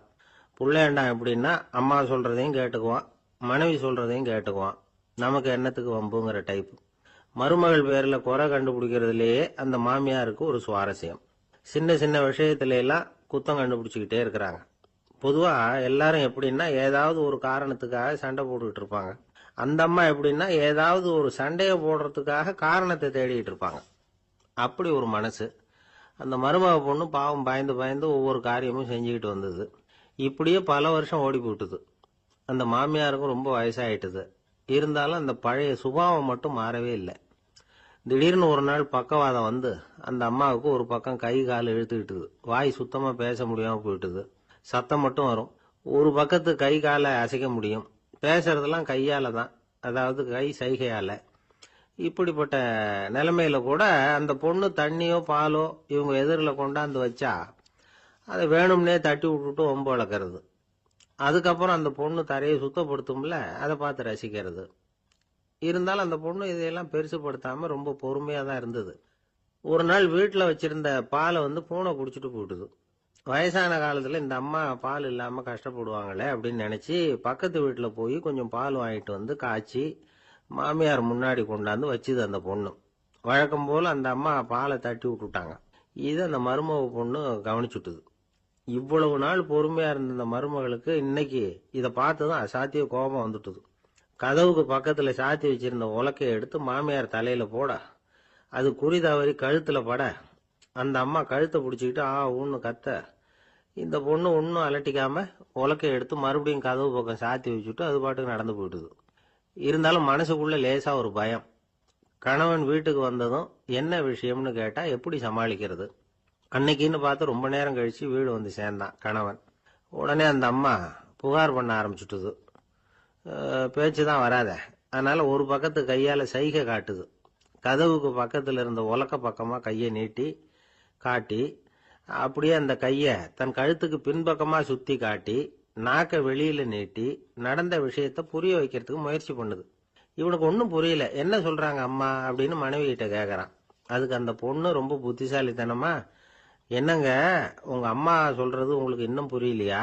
அவங்க உங்களை பார்த்து என்ன சொல்றாங்கன்னா, ஏண்டா உலக்க மாதிரி நிக்கிற, சாக போற எனக்கு சங்கிலி எதுக்கு, என் கழுத்துல கிடக்குற இந்த சங்கிலியை கழட்டி என் மருமக கழுத்துல போடுறா அப்படின்னு சொல்றாங்க அப்படின்னு தான். ஓ அப்படியா விஷயம்னு சொல்லி அம்மா கழுத்துல இருந்த சங்கிலியை எடுத்து மனைவி கழுத்துல போட்டுட்டு, அம்மா உன் விருப்பப்படியே போட்டாச்சு, இனிமேலாவது நிம்மதியா படுத்து தூங்கு அப்படின்னு சொல்லிவிட்டு உள்ள போயிட்டான். பாத்தீங்களா கதைய? அதனாலதான் மாமியார்கள் சைகை காட்டுறதுன்னா கூட இனிமே ஜாக்கிரதையா இருக்கணும். அந்த ஆளுக்கு பேச தெரியாது, அவர்கிட்ட கொஞ்சம் எச்சரிக்கையா நடந்துக்கோ அப்படின்னு சொல்றது உண்டு. அப்படின்னா என்ன அர்த்தம்? அவர் இன்னமும் குழந்தையாவே இருக்கிறாரு, இன்னும் பேச்சு வரலன்னு அர்த்தம்? அப்படி இல்லை, அவருக்கு நாகரிகமா பேச தெரியலன்னு அர்த்தம். பேசுறதுங்கிறது மனுஷனால மட்டுமே முடியக்கூடிய ஒரு காரியம். அப்படி இருந்தும் அதோட பெருமையை அவன் இன்னமும் சரியா புரிஞ்சுக்கலன்னு தான் சொல்லணும். அதனாலதான் அவன் அளவுக்கு அதிகமா வார்த்தைகளை கொட்டி போடுறான். அதுக்கப்புறம் அதையெல்லாம் திருப்பி அள்ள முடியாம கிடந்து கஷ்டப்படுறான். கொட்டுன வார்த்தையை அள்ள முடியுமா? ஒருத்தரை இன்னைக்கு பார்த்து முட்டாள்னு திட்டி போடுறீங்க, நாளைக்கு மறுபடியும் அவர்கிட்ட போய் நேத்திக்கு உன்னை முட்டாள்னு சொல்லிவிட்டேன், அந்த வார்த்தையை திருப்பி கொடு வாங்கிட்டு போயிடுறேன் அப்படின்னு நான் சொல்ல முடியும்? அவன் கோபக்காரனா இருந்தா நேத்திக்கு அதை வேற விதமா உங்களுக்கு திருப்பி கொடுத்துருப்பான். உலகத்துல எவ்வளவோ ஜீவராசிகள் இருக்கு, அதுக்கெல்லாம் வாய் இருக்குது. அந்த வாயெல்லாம் எதுக்கு உபயோகம்? சாப்பிட்றதுக்காக. ஆனா நமக்கு இருக்கிற வாய் சாப்பிட்றதுக்காக மட்டும் இல்லை, பேசுறதுக்காகவும் தான். பேச முடியலன்னா வாய் இருந்தா கூட அது வாயில்லா ஜீவன் தான். ஒரு பையனை பார்த்து அது வாய் உள்ள புள்ள பொழைச்சிக்கும் அப்படின்னா மற்ற பையன்களுக்கெல்லாம் முகத்துல வாயே இல்லைன்னு அர்த்தம்? அப்படி இல்லை, அந்த பையன் கொஞ்சம் கெட்டிக்காரத்தனமா பேசுவான்னு அர்த்தம். அதனால எப்படி பேசணும் அப்படிங்கறத நாம முக்கியமா தெரிஞ்சுக்கணும். இதுக்கு 8 விதமான குறிப்புகளை நம்ம பெரியவங்க சொல்லியிருக்கிறாங்க. பேச்சுக்கு 8 அங்கங்கள் உண்டு அப்படின்னு அவங்க சொல்றாங்க. அதெல்லாம் என்னென்ன அப்படின்னா, உண்மை, நன்மை, அன்பு, நிதானம், இனிமை, ஆழம், சமயமறிதல், சபையறிதல். இந்த 8 தன்மையும் பேச்சில் இருக்கணுமா. இதையே கொஞ்சம் விவரமா சில பேர் போர்டில் எழுதி வச்சிருப்பாங்க. அதாவது எழுத்துலயாவது அதெல்லாம் இருக்கட்டுமே அப்படின்னு நினைச்சு நீங்க கூட சில இடங்கள்ல இதை பார்த்திருக்கலாம். அதாவது உண்மையே பேசுக, நன்மையே பேசுக, அன்பாக பேசுக, நிதானமாக பேசுக, இனிமையாக பேசுக, ஆழமுடையதாக பேசுக, சமயமறிந்து பேசுக, சபையறிந்து பேசுக. இப்படி எழுதி வச்சிருப்பாங்க. இந்த 8 அம்சமும் சரியா பொருந்தி இருந்தாதான் அது பேச்சு. மற்றதெல்லாம் பேச்சாயிடாது. பேச்சு ஒரு சிறந்த கலை. எல்லாத்தையும் விட பேசாம இருந்தும் பழகணும், அது ரொம்ப முக்கியம். உண்மையே பேசணும். சத்தியத்துக்கு மதிப்பு கொடுக்கறவங்கள தான் சரித்திரம் மதிக்கும். உண்மை பேசினா மட்டும் போதாது, அந்த உண்மையில நன்மை கலந்துருக்கணும். கொலைகாரனுக்கு பயந்துகிட்டு ஒருத்தன் உங்க வீட்டுக்குள்ள ஒளிஞ்சிருக்கிறான். அந்த முரட்ட ஆசாமி கையில அரிவாளோட வந்து அவன் இங்க வந்தானான்னு உங்ககிட்ட கேட்கறான்னு வச்சுங்க. உண்மைதான் உயர்வு தரும் அப்படின்னு நினைச்சுக்கிட்டு, ஆமா உள்ளதான் இருக்கிறான், அடுப்பங்கரையில குதிருக்கு பின்னாடி உட்காந்துருக்கிறான், போய் பிடிச்சிட்டு போங்க அப்படின்னு சொல்லுவீங்க. அது நன்மை இல்லாத உண்மை. அதனால பிரயோஜனம் கிடையாது. அதே மாதிரி உங்க பேச்சில் அன்பு இருக்கணும், நிதானம் இருக்கணும், இனிமை இருக்கணும், சிந்தித்து பேசணும். சமயம் அறிந்து பேசுறதும் முக்கியம். அதை பத்தி நமக்கு வேற யாரும் சொல்லிக் கொடுக்க வேண்டியதில்லை. எந்த நேரத்துல யாருக்கிட்ட எப்படி பேசினா காரியம் நடக்கும் அப்படிங்கிறது நமக்கு நல்லா தெரியும். அது கைவந்த கலை. அவையறிந்து பேசுற திறமை பேச்சாளர்களுக்கு ரொம்ப அவசியம். அது இல்லைன்னா நிலைமை பரிதாபமாயிடும். ஒரு பேச்சாளர் ரொம்ப மும்முரமா பேசிக்கிட்டே இருந்தாராம். ரொம்ப நேரம் நிறுத்தவே இல்லை, பேசிக்கிட்டே இருக்கிறார். சபையில் இருந்தவங்க எல்லாம் ஒவ்வொருத்தரா எழுந்திரிச்சு போய்கிட்டே இருக்கிறாங்க. கடைசியில 2 பேர் தான் அக்கறையா பேசுறவரை கவனிச்சுட்டு உட்காந்துருந்தாங்களாம். மேடையில பேசிக்கிட்டு இருந்தவர் அவங்கள பார்த்து சொன்னாராம், எனக்கு கூட்டம் முக்கியம் இல்ல, எவ்வளவு பேர் என் பேச்சை கேட்கறாங்க அப்படிங்கறது முக்கியம் இல்ல. நீங்க 2 பேராவது ஊக்கமா என்ன கவனிச்சுக்கிட்டு உட்காந்துருக்கிறீங்க, அது போதும். உங்களுக்காகவே நான் பேசிக்கிட்டு இருக்கிறேன் அப்படின்னார். இதை கேட்டதும் உட்கார்ந்திருந்த 2 பேர்ல ஒருத்தர் எழுந்திருச்சு, அப்படி இல்லைங்க, நாங்க 2 பேரும் நீங்க பேசி முடிச்ச உடனே தொடர்ந்து பேச வேண்டிய ஆளுங்க, அதுக்காக தான் காத்துக்கிட்டு இருக்கிறோம், சீக்கிரம் முடிங்க அப்படின்னாங்களாம். ஒரு ஊர்ல ஒரு துறவி இருந்தார், புத்த சமய துறவி. அந்த ஊர் மன்னன் அவரை பத்தி கேள்விப்பட்டிருக்கான். ஒரு நாள் புறப்பட்டு போனா, துறவியின் பாதங்களை தொட்டு வணங்கினான். அதுக்கப்புறம் சொன்னான், ஐயா, நான் உங்களை அரண்மனைக்கு அழைச்சிட்டு போறதுக்காக வந்திருக்கிறேன், இனிமே நீங்க இங்க எதுக்கு இருக்கணும் அப்படின்னானா. அவன் மனசுக்குள்ள என்ன நினைப்புன்னா, இவர் எங்க வர போறாரு, நான் ரொம்ப எளிமையானவன், எனக்கு எதுக்கு அரண்மனை வாசம்னு சொல்லி விடுவார் அப்படின்னு நினைச்சிருக்கான். ஆனா அந்த துறவி என்ன பண்ணாரு தெரியுமா, அப்படியா, சரி போகலாம், வா, போய் உன் ரதத்தை கொண்டுட்டு வா, அரண்மனைக்கு போகும்பொழுது அதுக்கு தகுந்த மாதிரி ஆடம்பரமா போகணும் அப்படின்னு விட்டாரான். துறவி இப்படி சொன்னதும் அந்த மன்னனுக்கு மனசுக்குள்ள சந்தேகம் வந்துட்டுது. இவர் உண்மையிலேயே துறவி தானா, ஏமாத்து பேர் வழி மாதிரி தெரியுதே அப்படின்னு நினைச்சிருக்கான். இருந்தாலும் இனிமே என்ன பண்றது, சொல்லியாச்சு. ரதத்தை கொண்டுட்டு வந்தான். துறவி ஏறி உட்கார்ந்தார். பக்கத்துல ராஜா. அவரு ரொம்ப உற்சாகமா வரார். இவன் ரொம்ப சோர்ந்து போய் வரான். துறவி மரத்தடியிலேயே வாழ்ந்து பழக்கப்பட்டவர், அரண்மனையில எளிமையா ஒரு இடத்துல உட்காந்துக்குவார் அப்படின்னு நினைச்சான். ஆனா அப்படி இல்ல. அரண்மனைக்கு வந்த உடனே அந்த துறவி அதை கொண்டுட்டு வா, இதை கொண்டுட்டு வான்னு சொல்லி உத்தரவு போட ஆரம்பிச்சுட்டார். அரண்மனையில இருந்தா அரசனை மாதிரி இருக்கணும் அப்படிங்கிறார். ராத்திரி பூரா சௌரியமா தூங்கினார். பகல்ல அரண்மனை தோட்டத்துல உலாவ வேண்டியது, நீச்சல் குளத்துல குளிக்க வேண்டியது, இப்படியே பொழுது போக்கிட்டு இருக்கிறார். அந்த அரண்மனையில துறவி மகிழ்ச்சியா இருக்கிறார். மன்னனால அப்படி இருக்க முடியல. அவருக்கு எந்த கவலையும் இல்ல, இவனுக்கு அரசாங்க கவலைகள். துறவி அப்படி இருக்கிறத இவனால தாங்கிக்க முடியல. ஒரு நாள் அவர்கிட்டே போய், நான் உங்ககிட்ட கொஞ்சம் பேசணும் நானா. துறவி பார்த்தார். நான் இந்த அரண்மனைக்கு வரும்பொழுதே நீ என்னமோ என்கிட்ட கேட்கணும்னு நினைச்ச, ஏன் கால தாமதம், நீ அனாவசியமா உன்னையே தொந்தரவு பண்ணிட்டு இருக்கிற, நீ கவலையா இருக்கேங்கிறது எனக்கு புரியுது. நான் மரத்தடியில் இருந்தப்ப கூட என்னை அடிக்கடி சந்திச்சுக்கிட்டு இருப்ப, ஏதாவது விளக்கம் கேட்கறது உண்டு. இங்க வந்த பிறகு என்னை சந்திக்கிறது கூட அபூர்வமா போயிட்டுது. நீ இப்போ என்ன கேட்க போறேங்கிறது எனக்கு தெரியும், இருந்தாலும் கேள் அப்படின்னாராம். வேற ஒண்ணும் இல்லைங்க, இப்போ உங்களுக்கும் எனக்கு என்ன வித்தியாசம், 2 பேரும் அரண்மனையில தான் இருக்கிறோம். நீங்க மகிழ்ச்சியா இருக்கிறீங்க, நான் அப்படி இருக்க முடியல. இவ்வளவுக்கும் நீங்க முன்னாடி இருந்தது மாதிரி இல்ல. தினமும் தங்க தேர் கேட்கறீங்க, உயர்தரமான ஆடைகள் அணிகிறீங்க, சுவையான சாப்பாடு. இப்படி இருக்கிறப்போ உங்களுக்கும் எனக்கு என்ன வித்தியாசம்? இதுதான் மன்னனுடைய கேள்வி. இதுக்கு பதில் சொல்றேன், என் கூட புறப்பட்டு வா, இந்த நகரத்துக்கு வெளியில போவோம் அப்படின்னு சொல்லி அரசனை கூப்பிட்டுக்கிட்டு ஊர் எல்லைக்கு சேர்ந்தார் துறவி. அங்க போய் சொன்னார், இத பாருப்பா, இந்த இடத்தை தான் தேடிட்டு இருந்தேன், இனிமே நான் திரும்பி வரப்போறதில்ல, நீ என்னோட வர்றியா திரும்பி போறியா அப்படின்னார். நான் எப்படிங்க உங்க கூட வர முடியும், என்னுடைய நாடு, என்னுடைய சொத்துக்கள், மனைவி, மக்கள் எல்லாத்தையும் விட்டுட்டு எப்படிங்க வர்றதுன்னா. இப்ப அந்த துறவி சொன்னார், இப்ப வித்தியாசத்தை தெரிஞ்சுக்கிட்டியா, நான் அரண்மனையில இருந்தேன், எல்லா வித பொருள்களும் உடையவனா இருந்தேன், ஆனா எதையும் சொந்தம் கொண்டாடுறவனா இருக்கல. ஆனா நீ அப்படி இல்ல, எல்லாத்தையும் சொந்தம் கொண்டாடிட்டு இருக்கிற.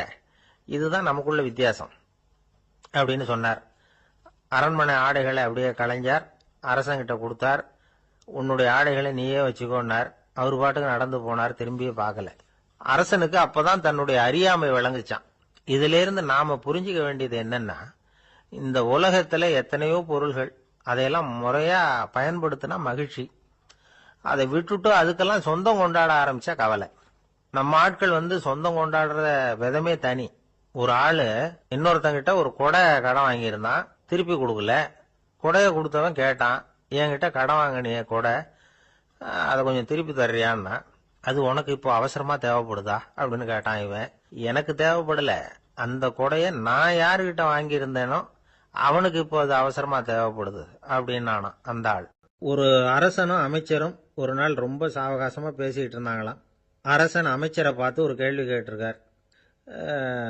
ஏங்க அமைச்சரே, ஆசை இல்லாத ஒரு மனுஷனால இருக்க முடியுமா அப்படின்னு.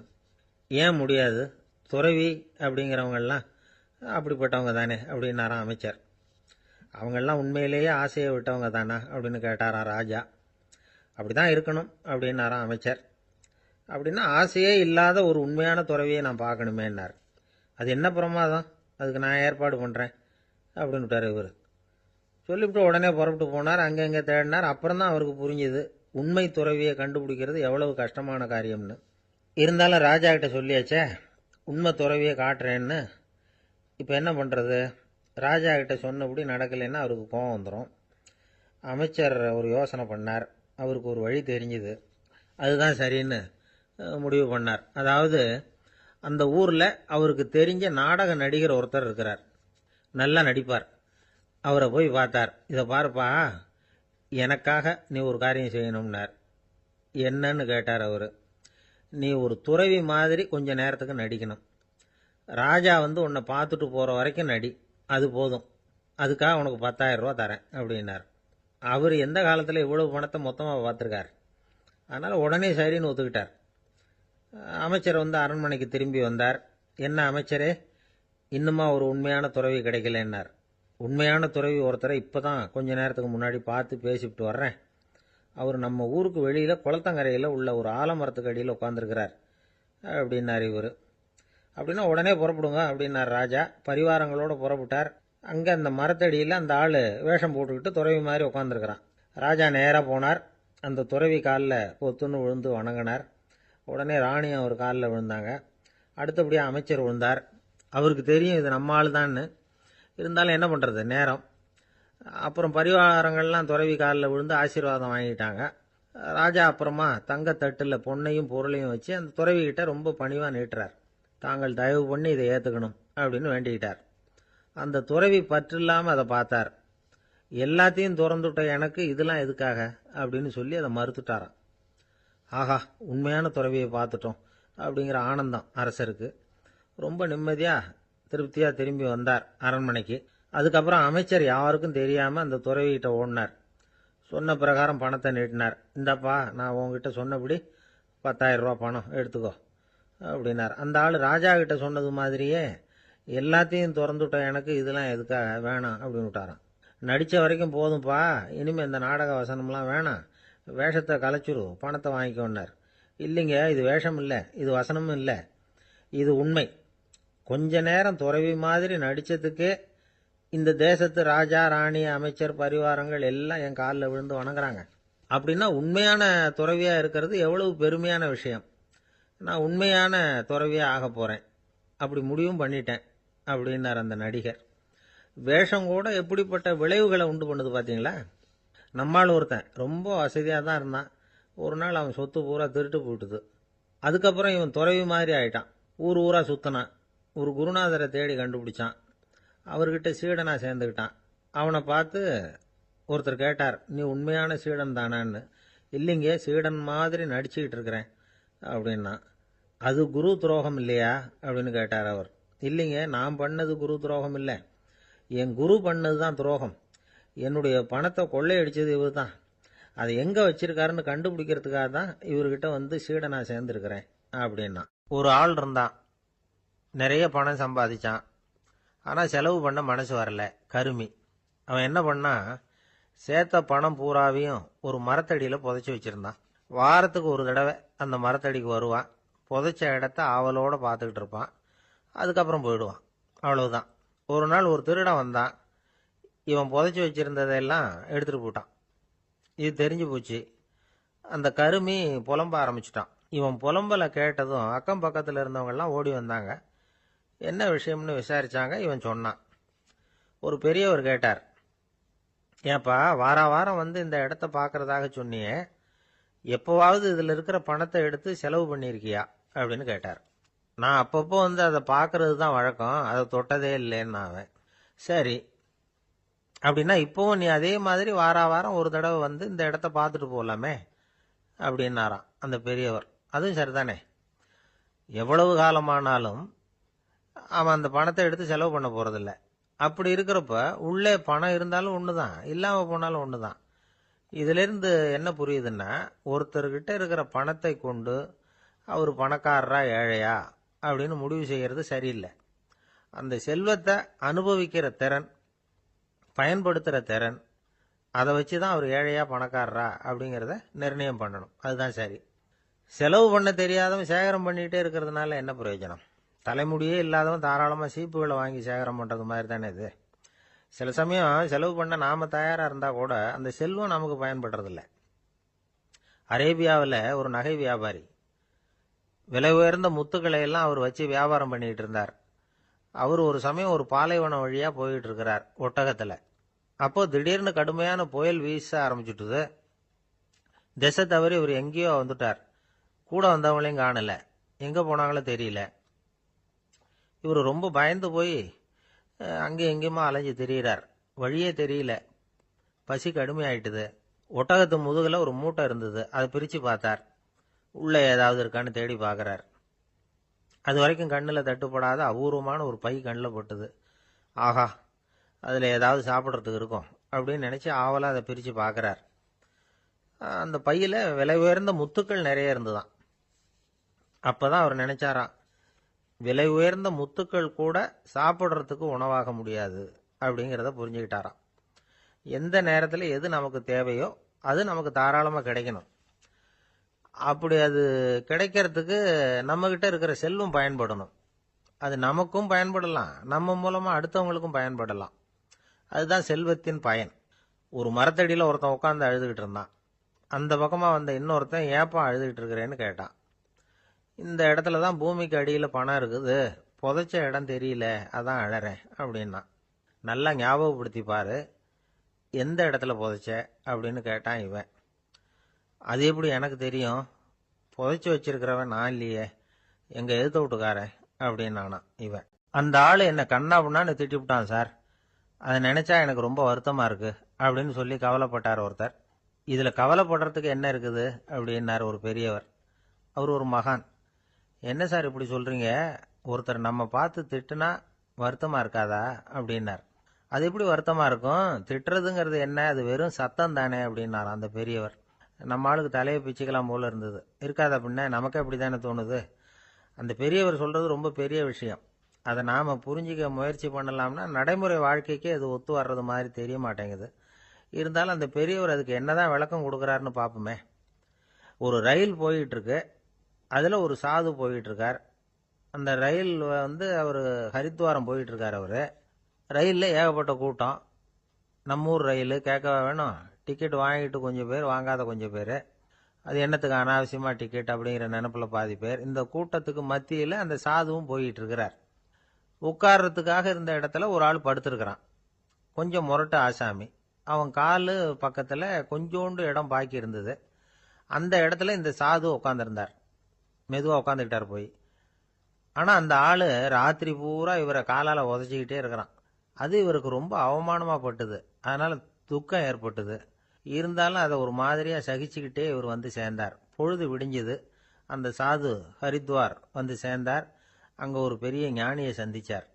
ராத்திரி ரயிலில் அந்த ஆள் உதைச்சதையும் அதனால் தனக்கு ஏற்பட்ட துக்கத்தையும் இந்த சாது அந்த ஞானிகிட்ட சொன்னார். சொல்லிவிட்டு, ஏன் சுவாமி, எனக்கு துக்கம் ஏற்பட்டதே அது தப்பா அப்படின்னு கேட்டார்.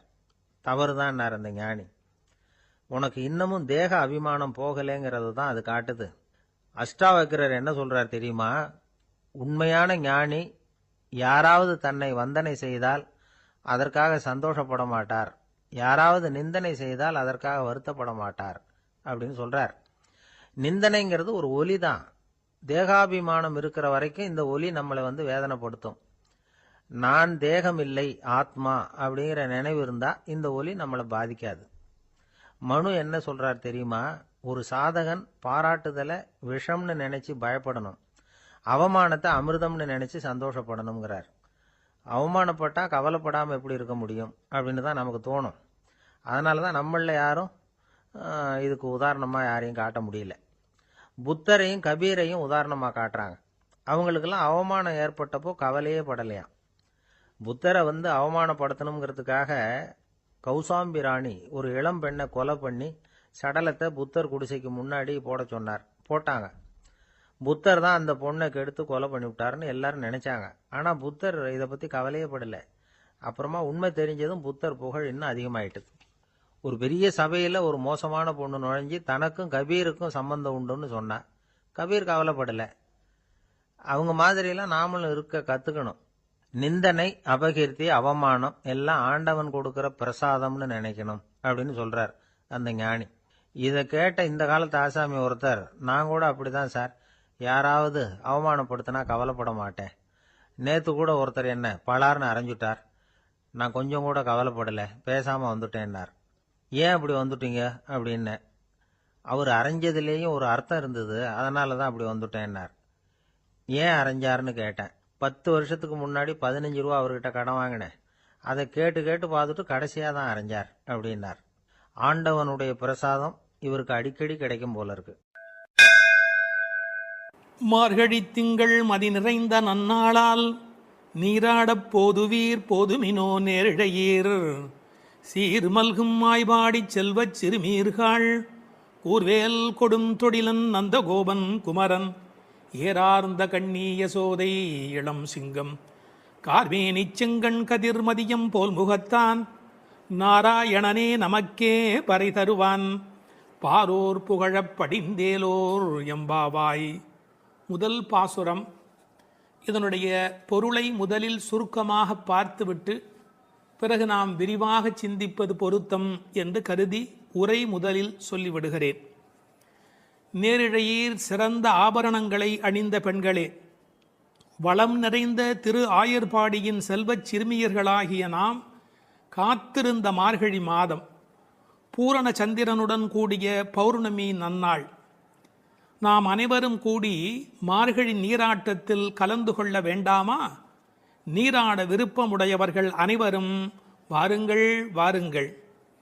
கூர்மையான வேலாயுதத்தை கைகளில் கொண்டவனும் கொடிய போர்த்தொழிலில் வல்லவனுமான நந்தகோபரின் திருமகன் கண்ணன், அழகிய கண்களை உடைய யசோதைக்கு வாய்த்த சிங்கக்குட்டி போன்றவன், மேக நிறத்தவன், சிவந்த கண்களை உடையவன். அவனது கண்கள் சூரியன் போன்றும் சந்திரன் போன்றும் ஒளி வீசக்கூடியவை. அவன் நாராயணன். அவன் நிச்சயம் நமக்கு நோன்பின் பலனை, அதாவது பறை அருள்வான்.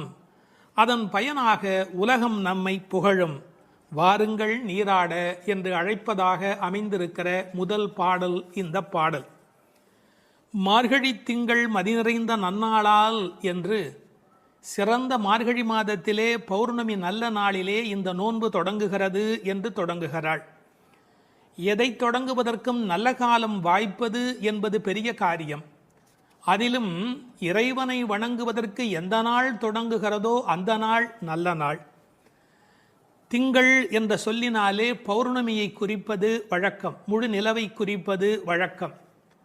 ஆனால் பழைய காலத்தில் காலக்கணக்கு என்பதே பௌர்ணமி நிலவை அடிப்படையாக வைத்து சாந்திராயன மாதக்கணக்கு தொடங்கியமையினால் பௌர்ணமி எப்போதும் மாதத்தின் தொடக்கமாக கருதப்பட்டது. இந்த மார்கழி மாதம் கொண்டாடத்தக்க ஒரு காலம். பல காரணங்கள். இதமான குளிர், அளவான பனி, செழுமையான மழை பெய்து எல்லா இடத்திலும் நீர் வளம் நிரம்பி இருக்கிற ஒரு காலம், மழை முடிந்து விளைச்சல் தொடங்கி இருக்கிற ஒரு காலம், கறவைகள் நிறைய பால் கொடுக்கிற ஒரு பொற்காலம். அப்பொழுது ஆயர்பாடியில் மக்கள் மகிழ்வதில் என்ன வித்தியாசம் இருக்கிறது? அரசர்கள் கூட திக்விஜயத்திற்கு தேர்ந்தெடுத்துக் கொள்ளுகிற காலம் மார்கழி மாதம். எனவே அந்த மார்கழியை கொண்டாடினார்கள். அது மட்டும் அல்ல, இது ஒரு வெறும் இலக்கியம் அல்ல, ஞான நூல். ஒரு நாளை நாம் பகல் இரவு என்று பிரித்து அதில் பிரம்ம முகூர்த்தம் என்று சிற்றம் சிறுகாலைக்கு முந்திய நேரத்தை கொண்டாடுகிறோம். அப்படி ஒரு வருடமே தேவர்களுக்கு நாளாக மாறுகிற காலத்தில் மார்கழி தேவர்களின் விடியலாய் பிரம்ம முகூர்த்தமாய் கருதப்படுகிறது. மனதை மயக்கும் அந்த மாதத்தில் காற்று மண்டலம் மாசுபடாமல் இருக்கிறது. உடலும் உள்ளமும் புத்துணர்ச்சி உடையதாக விளம்புகிறது. சரியாக சொல்வதென்று சொன்னால் உலகம் தன்னை புதுப்பித்துக் கொள்ளும் பொற்காலம். உலகம் தன்னை புதுப்பித்துக் கொள்ளும் பொற்காலம். அந்நேரத்தில் நாம் நம்மை புதுப்பித்துக் கொள்ளுவதற்குத்தான் மார்கழியில் நோன்பு. மார்கழி திங்கள் மதி நிறைந்த நன்னாளால் மார்கழியை மனிதர்கள் மட்டும் கொண்டாடுவதில்லை. நான் மாதங்களில் மார்கழி என்று கீதையில் கண்ணன் தன்னை மார்கழியாகவே அடையாளம் காணுகிறார். மதி நிறைந்த நன்னாள் என்றாள். ஒரு சின்ன குறிப்பு இருக்கிறது. மதி நிறையும் போது மதி குறையும். என்ன? மதி நிறையும் போது மதி குறையும். பௌர்ணமி நாளில் சில பேருடைய மதி பாதிக்கப்படும். ஆங்கிலத்தில் லுனார் என்ற சொல்லும் லுனாட்டிக் என்ற சொல்லும் ஒன்றுக்கொன்று தொடர்புடையவை. உணர்ச்சி மேலோங்குவதால் மனம் தடுமாறுகிற காலம் மதி நிறைகிற காலம். நாம் உணர்ச்சியை வென்று அறிவை கொண்டு இறைவனை அடைய வேண்டும் என்பதற்காக அந்த மாதம் கொண்டாடப்படுகிறது. மார்கழி மாதத்தின் பௌர்ணமி கொண்டாடப்படுகிறது. மூன்த் என்ற சொல்லும் மந்த் என்ற சொல்லும் ஒன்றிலிருந்து ஒன்று அடிப்படையாக பிறந்தது என்று ஆங்கிலத்திலே ஒரு கணக்கு உண்டு. எனவே மார்கழியை கொண்டாடி அதில் பௌர்ணமியை கொண்டாடுகிறார்கள். ஒரு பெரிய அழகு, இவர்கள் நாள் பார்த்து தொடங்கினார்களோ இல்லையோ, நல்லது தொடங்கும் போது நாள் தானே வாய்க்கிறது. கோல் விழுக்காட்டிலே விழுந்தார் போலே என்று உரை எழுதுவார்கள். தெருக்களை அடைத்த ஒரு கோலம். வீட்டு வாசல் முகம் கழுவி சாணி தன் தலையில் ஒரு பரங்கிப்பூ கிரீடத்தை வைத்திருக்கிற அருமையான வேளை. புதுமணல் பூத்த ஆற்று வழியில் நிலவின் தகதகப்பில் கருப்பு கண்ணனுடன் கைகோர்த்து கோபிகைகள் குறவை கூத்தாடி அந்த புண்ணிய பொழுது. அந்த பொழுதை நினைத்து ஸ்ரீமத் பாகவதத்தில் பேசப்படுகிற அந்த காலகட்டத்தை நினைத்து இந்த பெண்கள் அந்த காலத்தை கொண்டாடினார்கள். நீராட போதுவீர் போதுமினும். இறைவனை வணங்குவதற்கு எந்த தகுதியும் தேவையில்லை. வருகிற விருப்பம் ஒன்று மட்டும் போதும். அதைத்தான் போதுவீர் போதுமினோ என்ற வார்த்தையினால் சொன்னாள். போகிறவர்களை போகவிட்டு அவர்கள் புற அழகு பார்த்திருக்கிறாள். மற்ற இடங்களில் போட்டி இருக்கலாம். கடவுளை தரிசிப்பதில் மனிதனுக்குள் போட்டி இருக்கக்கூடாது, பொறாமை இருக்கக்கூடாது. இந்த உலகத்தில் தின்பண்டங்களை கூட பங்கிட்டு உண்ண வேண்டும் என்று நினைக்கிற போது கண்ணனோடு செய்கின்ற கலவியினை, கண்ணனோடு கலந்து பழகுகிற வாய்ப்பை எல்லோரும் சேர்ந்து பருகிக்கொள்ள வேண்டும் என்பதால் தான் போதுவீர் போதுமினோ என்று சொல்கிறாள். நீராட என்பது ஆற்றில் குளத்தில் ஆடுதல் மட்டும் அல்ல, அவன் குணக்கடலில் குளித்தல். குணக்கடலில் குளித்தல். அதனால்தான் அடியார்களோடு போக வேண்டும் என்று அழைத்து கொண்டு போகிறாள். எங்கு போவதாக இருந்தாலும் விவரம் தெரிந்தவர்களுடன் போக வேண்டும் என்பதால் விவரம் தெரிந்த பழைய அடியார்களோடு போக வேண்டும் என்று நினைக்கிறாள். இன்னொரு குறிப்பு, கடவுளை கலத்தல் என்பது குளிப்பதைப் போல் சுலபமானது. அதனால்தான் நீராடப் போதுவீர்.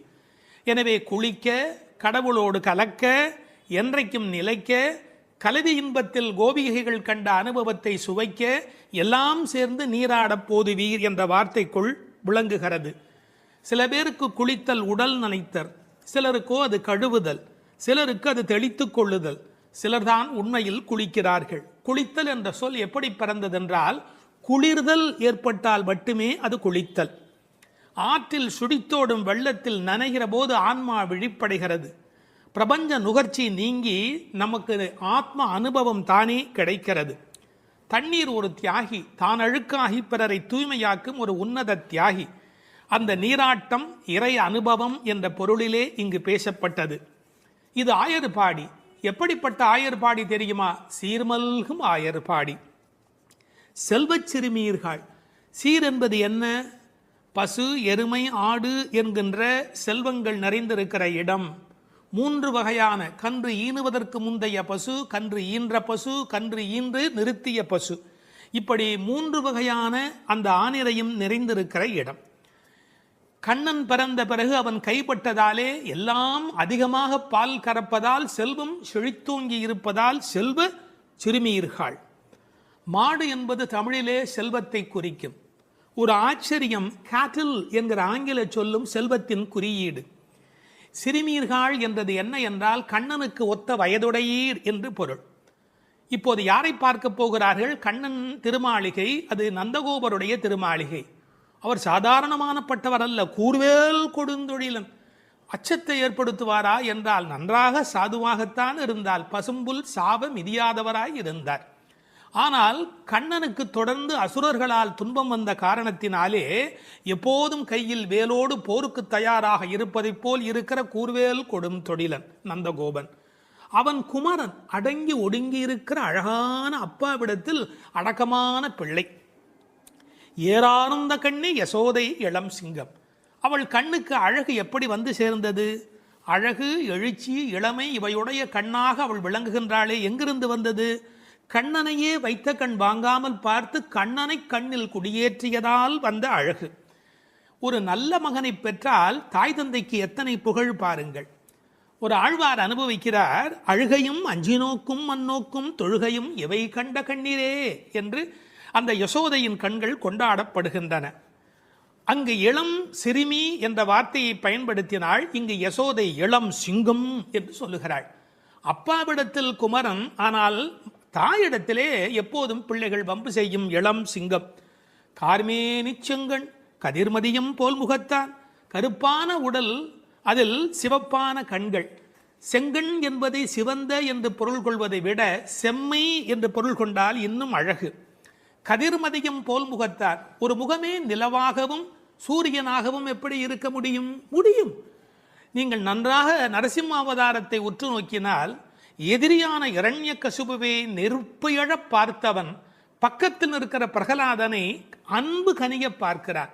ஒரே நேரத்தில் சந்திரனாய், ஒரே நேரத்தில் சூரியனாய் நரசிங்க பெருமாள் இருக்கிறார். சிங்கமே இருக்கும் என்றால் இந்த மற்றைய பெருமானுடைய கருணையினை என்ன என்று சொல்வது? எனவே கதிர்மதியம் போல் முகத்தார். முதல் பாட்டிலேயே நாராயண மகாமந்திரத்தை உச்சரித்து, நாராயணனே ஒரே பரம்பொருள் நமக்கே வரை தருவான். அந்த நமக்கே என்பதில் கவலைப்படாதீர்கள், நமக்கு நிச்சயம். பறை என்பது தோல் கருவியாக அடையாளப்படுத்தப்பட்டாலும் புருஷார்த்தங்களை குறிப்பது, அடைய வேண்டிய எல்லா நிறைவையும் தருவது. பாரோர் புகழப் படிந்தேலோர் எம்பாவாய். இந்த ஊர் புகழும், உலக நலனுக்கு மழை கிடைக்கும், நம்மையும் எல்லோரும் புகழ்வார்கள்.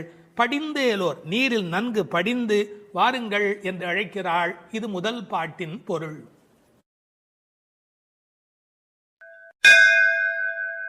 செய்ய வேண்டியவற்றையும் விலக்க வேண்டியவற்றையும் சொல்லுகிற இரண்டாம் பாடல். வையத்து வாழ்வீர்கள் நாமும் நம் பாவைக்குச் செய்யும் கெரிசைகள் கேளீரோ. பார்க்கடலுள் பையத்துயின்ற பரமன் அடிபாடி நெய்யுண்ணோம் பாலுண்ணோம். நாட்காலே நீராடி மையிட்டெழுதோம் மலர் இட்டு நாம் முடியோம். செய்யாதன செய்யோம் தீக்குறளைச் சென்றோதோம். ஐயமும் பிச்சையும் ஆம்தனையும் கைகாட்டி உய்யுமாறு எண்ணி உகந்தேலோர் எம்பாவாய். பாடலின் பொருள். இந்த உலகத்தில் வாழும் பேறு பெற்றவர்களே, நாம் நமது இந்த பாவை நோன்புக்கென கைக்கொள்ளும் முறைகளை கேட்டுக்கொள்ளுங்கள். திருப்பார்கடலில் யோக நித்திரை புரிகின்ற எம்பெருமானின் திருவடிகளை புகழ்ந்து பாடுவோம். நெய், பால் என்று நாவிற்கு ருசியான பண்டங்களை தேடி நாம் ஓடமாட்டோம், உண்ணமாட்டோம். விடியற்காலையில் நீராடுவோம். உடலை அலங்குபடுத்திக் கொள்ளுகிற கண்ணுக்கு மையிடுதல், கூந்தலுக்கு மலரால் அலங்காரம் செய்து கொள்ளுதல் ஆகிய அழகு செய்யும் செயல்களை ஒதுக்கி வைப்போம். செய்யத்தகாதன என்று விலக்கப்பட்ட செயல்களை ஒருபோதும் செய்ய மாட்டோம். கோள் சொல்லுதலை செய்ய மாட்டோம். முடிந்த அளவுக்கு தான தர்மங்கள் செய்வோம். உய்ந்து போவதற்கான வழியை நினைத்து மகிழ்ச்சியோடு இந்த நோன்பில் நாம் ஈடுபடுவோம் என்பது பாடலின் திரண்ட பொருள். வையத்து வாழ்வீர்கள் நாமும் நம் பாவைக்கு செய்யும் கெரிசைகள் கேளீரோ. வையத்து வாழ்வீர்கள். நான் ஒரு முரண் சொல்லட்டுமா? இந்த உலகத்தில் பல பேர் தனக்குள் மட்டும் வாழ்கிறார்கள். எப்படி? உச்சந்தலையிலிருந்து உள்ளங்காலுக்குள்ளாக அவர்கள் உலகமே முடிந்து விடுகிறது. தான் தான் தான் தான் என்று தன்னை பற்றி மட்டுமே கவலைப்படுகிறார்கள், தன்னில் மட்டுமே வாழ்கிறார்கள். ஆனால் இவர்கள் வையத்து வாழ்வீர்கள். அதாவது ஊரும் உலகும் நன்மை பெற வேண்டும் என்ற நல்லெண்ணத்தோடு வாழ்கிறார்கள். நாம் பிரபஞ்சத்தோடு பின்னப்பட்டிருக்கிறவர்கள் என்கிற எண்ணத்தோடு இந்த வையத்தை பற்றிய கவலை உடையவர்கள். எனவே வையத்தில் வாழ்கிறவர்கள் வையத்து வாழ்வீர்கள். இந்த வையம் என்ற சொல்லின் மூலம் வையத்து வாழ்வாங்கு வாழ்தல் என்ற திருவள்ளுவர் நமக்கு நினைவூட்டப்படுகிறார். இதில் பாவை நோன்புக்குரிய கிரியைகள் இந்த பாடலில் பேசப்படுகின்றன. ஒரு லீடர்ஷிப் குவாலிட்டி என்கிற தலைமை பண்பு டூஸ் அண்ட் டோன்ட்ஸ் என்ன என்பதை தன்னை பின்பற்றி வருகிறவர்களுக்கு தெளிவாக விளக்கிவிட வேண்டும். இந்த வையம் ஏன் பெருமையுடையது தெரியுமா? வைகுந்தத்திலே இருக்கிற பெருமான் கூட அங்கில்லாத ஒரு ஒளியோடு இந்த பூமிக்கு வந்து மக்களுக்கு அருள் புரிந்து கொண்டு இருக்கிறார். எனவே இந்த வையம் சிறப்புடையது. இந்த வையத்து வாழுகின்ற இளம் பெண்களே, நாம் நம் பாவைக்கு, இந்த பாவை நோன்புக்கு மண்ணிலே ஒரு பாவை பிம்பத்தை பிடித்து அதற்கு இந்த நோன்பு நடத்துவதாலே இதற்கு பாவை நோன்பு என்று பெயர் வந்தது. நாமும் நம் பாவைக்கு இந்த நோன்பிலே நாம் செய்யும் கிரிசைகள் கேளீரோ. ஏன் வையத்தை வாழ்த்துகிறாள்? ஆயர்பாடியிலே வயது போனவர்கள் எல்லாம் கிருஷ்ணனோடு சேர ஒட்டாதபடி அப்போது தடுத்திருந்தார்கள். இப்போது அனுமதி கொடுத்திருப்பதாலே அவர்களை வாழ்த்துகிறாள் என்று எடுத்துக்கொள்ளலாம். என்ன கிரிசைகள், செய்யும் கிரிசைகள்? இது அபிசார ஹோமத்தை போல் பிறரை அழிப்பதற்கான ஒரு முயற்சி அல்ல, வாழச் செய்யும் நோன்பு. இதில் நீங்கள் காது கொடுத்து கேட்பதே இன்பம். இது பெருமானுடைய பெருமையினை நீங்கள் காது கொடுத்து கேட்பதே பெருமை. இந்த பாவை நோன்பை பற்றி தொடங்குகிறவள் அன்றைக்கு கண்ணால் கோபியர்கள் அனுபவித்ததை நாம் காதால் இன்றைக்கு அனுபவித்துக் கொண்டிருப்பதால் வையத்து வாழ்பவர்கள். அதற்கு அடுத்த வரி காதால் எப்படி அனுபவிக்கிறார்கள்?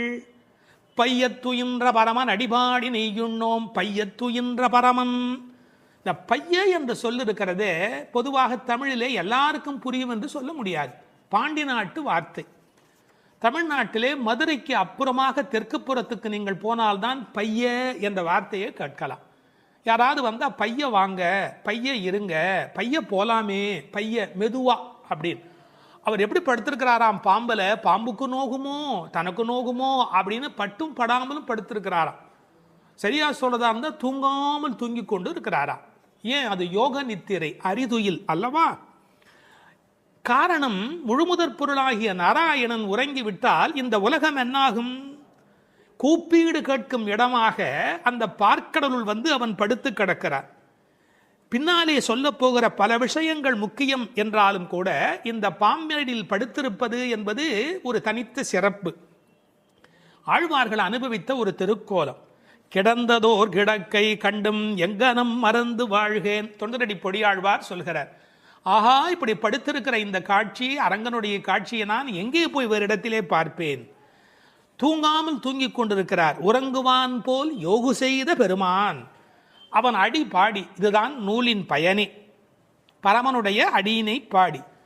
இதை எப்படி விளக்குகிறாள்? பின்னாலே சொல்லுகிறாள், பொற்றாமரை அடி போற்றும் பொருள் கேளாய் என்று பேசுகிறாள்.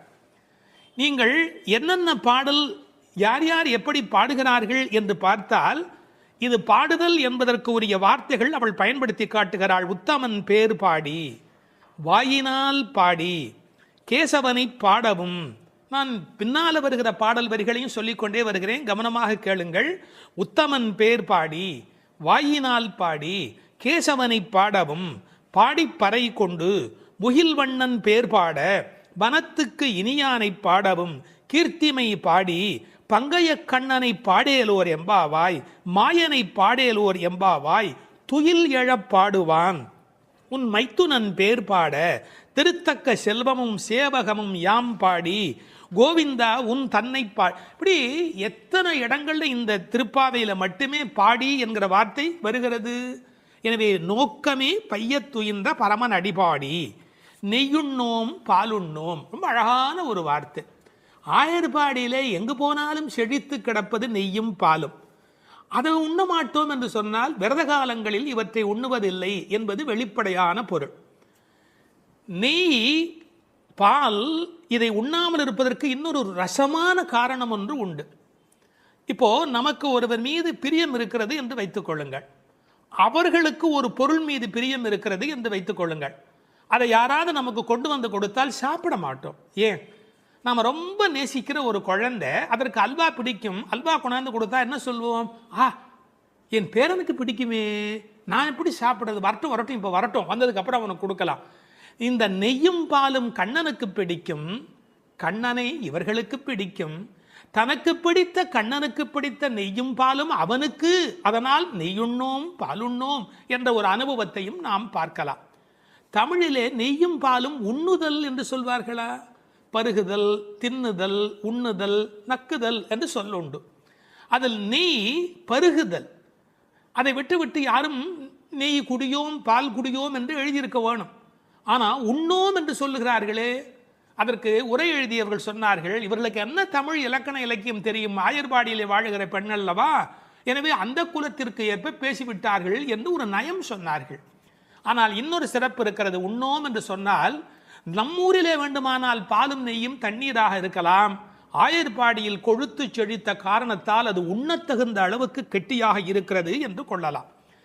இப்படி இவற்றை செய்ய மாட்டோம், நெய்யுண்ணோம் பாலுண்ணோம், நாட்காலே நீராடி மையிட்டு எழுதோம் மலர்கிட்டு நாம் முடியும். உடலுக்கு ஒப்பனை செய்து கொள்வது என்பது உலக நன்மைக்காக, உலக வாழ்வுக்காக.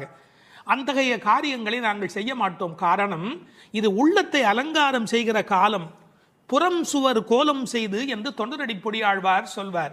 இந்த வெளியில் வேஷம் போட்டு எவ்வளவு காலம் இந்த உடம்பையே பாதுகாப்பது? அதனால் விரத காலத்தில் இத்தகைய கவர்ச்சிகளை எல்லாம் விட்டுவிட்டு, ஏனென்றால் அலங்காரம் செய்து கொண்டால் பிறரது கவனம் நம்மீது குவியும், அது அவர்களது வழிபாட்டை குறைக்கும். அதனால் மையிட்டு எழுதோம் மலரிட்டு நாம் முடியும். வாசனை பூ கூட வைப்பது இல்லை. அதில் இன்னொரு பொருள் இருக்கிறது. மலரிட்டு நாம் முடியும் என்றால் காதலில் கண்ணன் வந்து முடித்து விட வேண்டுமே ஒழிய நாங்களாகவே பூ வைத்துக் கொள்வதா? நாம் முடியும் என்று கூட ஒரு பாவனையில் அர்த்தம் சொல்லலாம். செய்யாதன செய்யும், செய்யக்கூடாத காரியங்களை நாங்கள் செய்ய மாட்டோம். பெரியோர்களால் விலக்கப்பட்ட காரியங்களை. நமக்கு மற்றவர் என்ன செய்யக்கூடாது என்று நினைக்கிறோமோ அதை நாம் மற்றவருக்கு செய்யக்கூடாது. என்ன முக்கியம் தெரியுமா? தூய உள்ளமின்றி செய்யும் வழிபாடுகள் பயனற்றவை. கோள் மூட்டுதல், தீக்குறளை சென்று ஓதோம், பிறருக்கு தீங்கு செய்வது என்பது கொடுமையில் மிகப்பெரிய கொடுமை. கோள் சொல்லுதல் என்பது சப்தமில்லாமல் கடிக்கிற ஒரு பாம்பு போலே. கற்களால் ஒருவனை காயப்படுத்துவதை காட்டிலும் சொற்களால் காயப்படுத்துவது மன்னிக்க முடியாதது என்கிறார் திருவள்ளுவர். உயிரை மாய்ப்பதை விட ஒருவன் பெருமையை மாய்ப்பது பாவத்தில் பெரிய பாவம். எனவே தீக்குறளை சென்று ஓதோம். ஐயமும் பிக்ஷையும் ஆம்தனையும் கைகாட்டி. ஐயம் பிக்ஷை என்பது பிரம்மச்சாரிகளுக்கும் சன்னியாசிகளுக்கும் கொடுக்கிற அந்த பொருள் பிக்ஷை. ஐயம் என்பது இல்லறத்தாரும் பசித்து வருகிற போது கொடுப்பது. கேட்டவன் என்ன தகுதியில் இருக்கிறானோ அதற்கு ஏற்ப நாம் கொடுக்க வேண்டும். திருவள்ளுவர் செல்விருந்தோம்பி வருவிருந்து என்று ஒரு வார்த்தை எழுதுவார். செல்விருந்து என்றால் கேட்காமல் போகிறவன், அவனுக்கும் கொடுக்க வேண்டும். வருவிருந்து கேட்டு வருகிறவன். அப்படி ஐயமும் இட வேண்டும், பிக்ஷையும் இட வேண்டும். இதுபோல் கொடுக்கிற விஷயத்தில் பிறரை ஏவக்கூடாது. நாம் நம்முடைய கைகளாலே செய்ய வேண்டும். சில வீட்டில் தானம் போடுகிற போது குழந்தை கையில் கொடுத்து அரிசி போட சொல்வார்கள், கொஞ்சமாக போகுமே என்ற ஒரு எண்ணத்தினாலே. எனவே ஆம்தனையும் கைகாட்டி எவ்வளவு முடியுமோ அவ்வளவு நாம் இந்த உலகத்தில் கொடுப்பதற்கு கடமைப்பட்டிருக்கிறோம். இந்த உலகத்தில் கடவுள் செல்வத்தை உருவாக்கினார், மனிதன் வறுமையை உருவாக்கினான். எனவே கட்டாயத்தால் தருவதை தாண்டி கருணையினால் தருவதுதான் நோன்பினுடைய முழு பயனாக அமைய முடியும். ஐயமும் பிக்ஷையும் ஆம்தனையும் கைகாட்டி உய்யுமாறு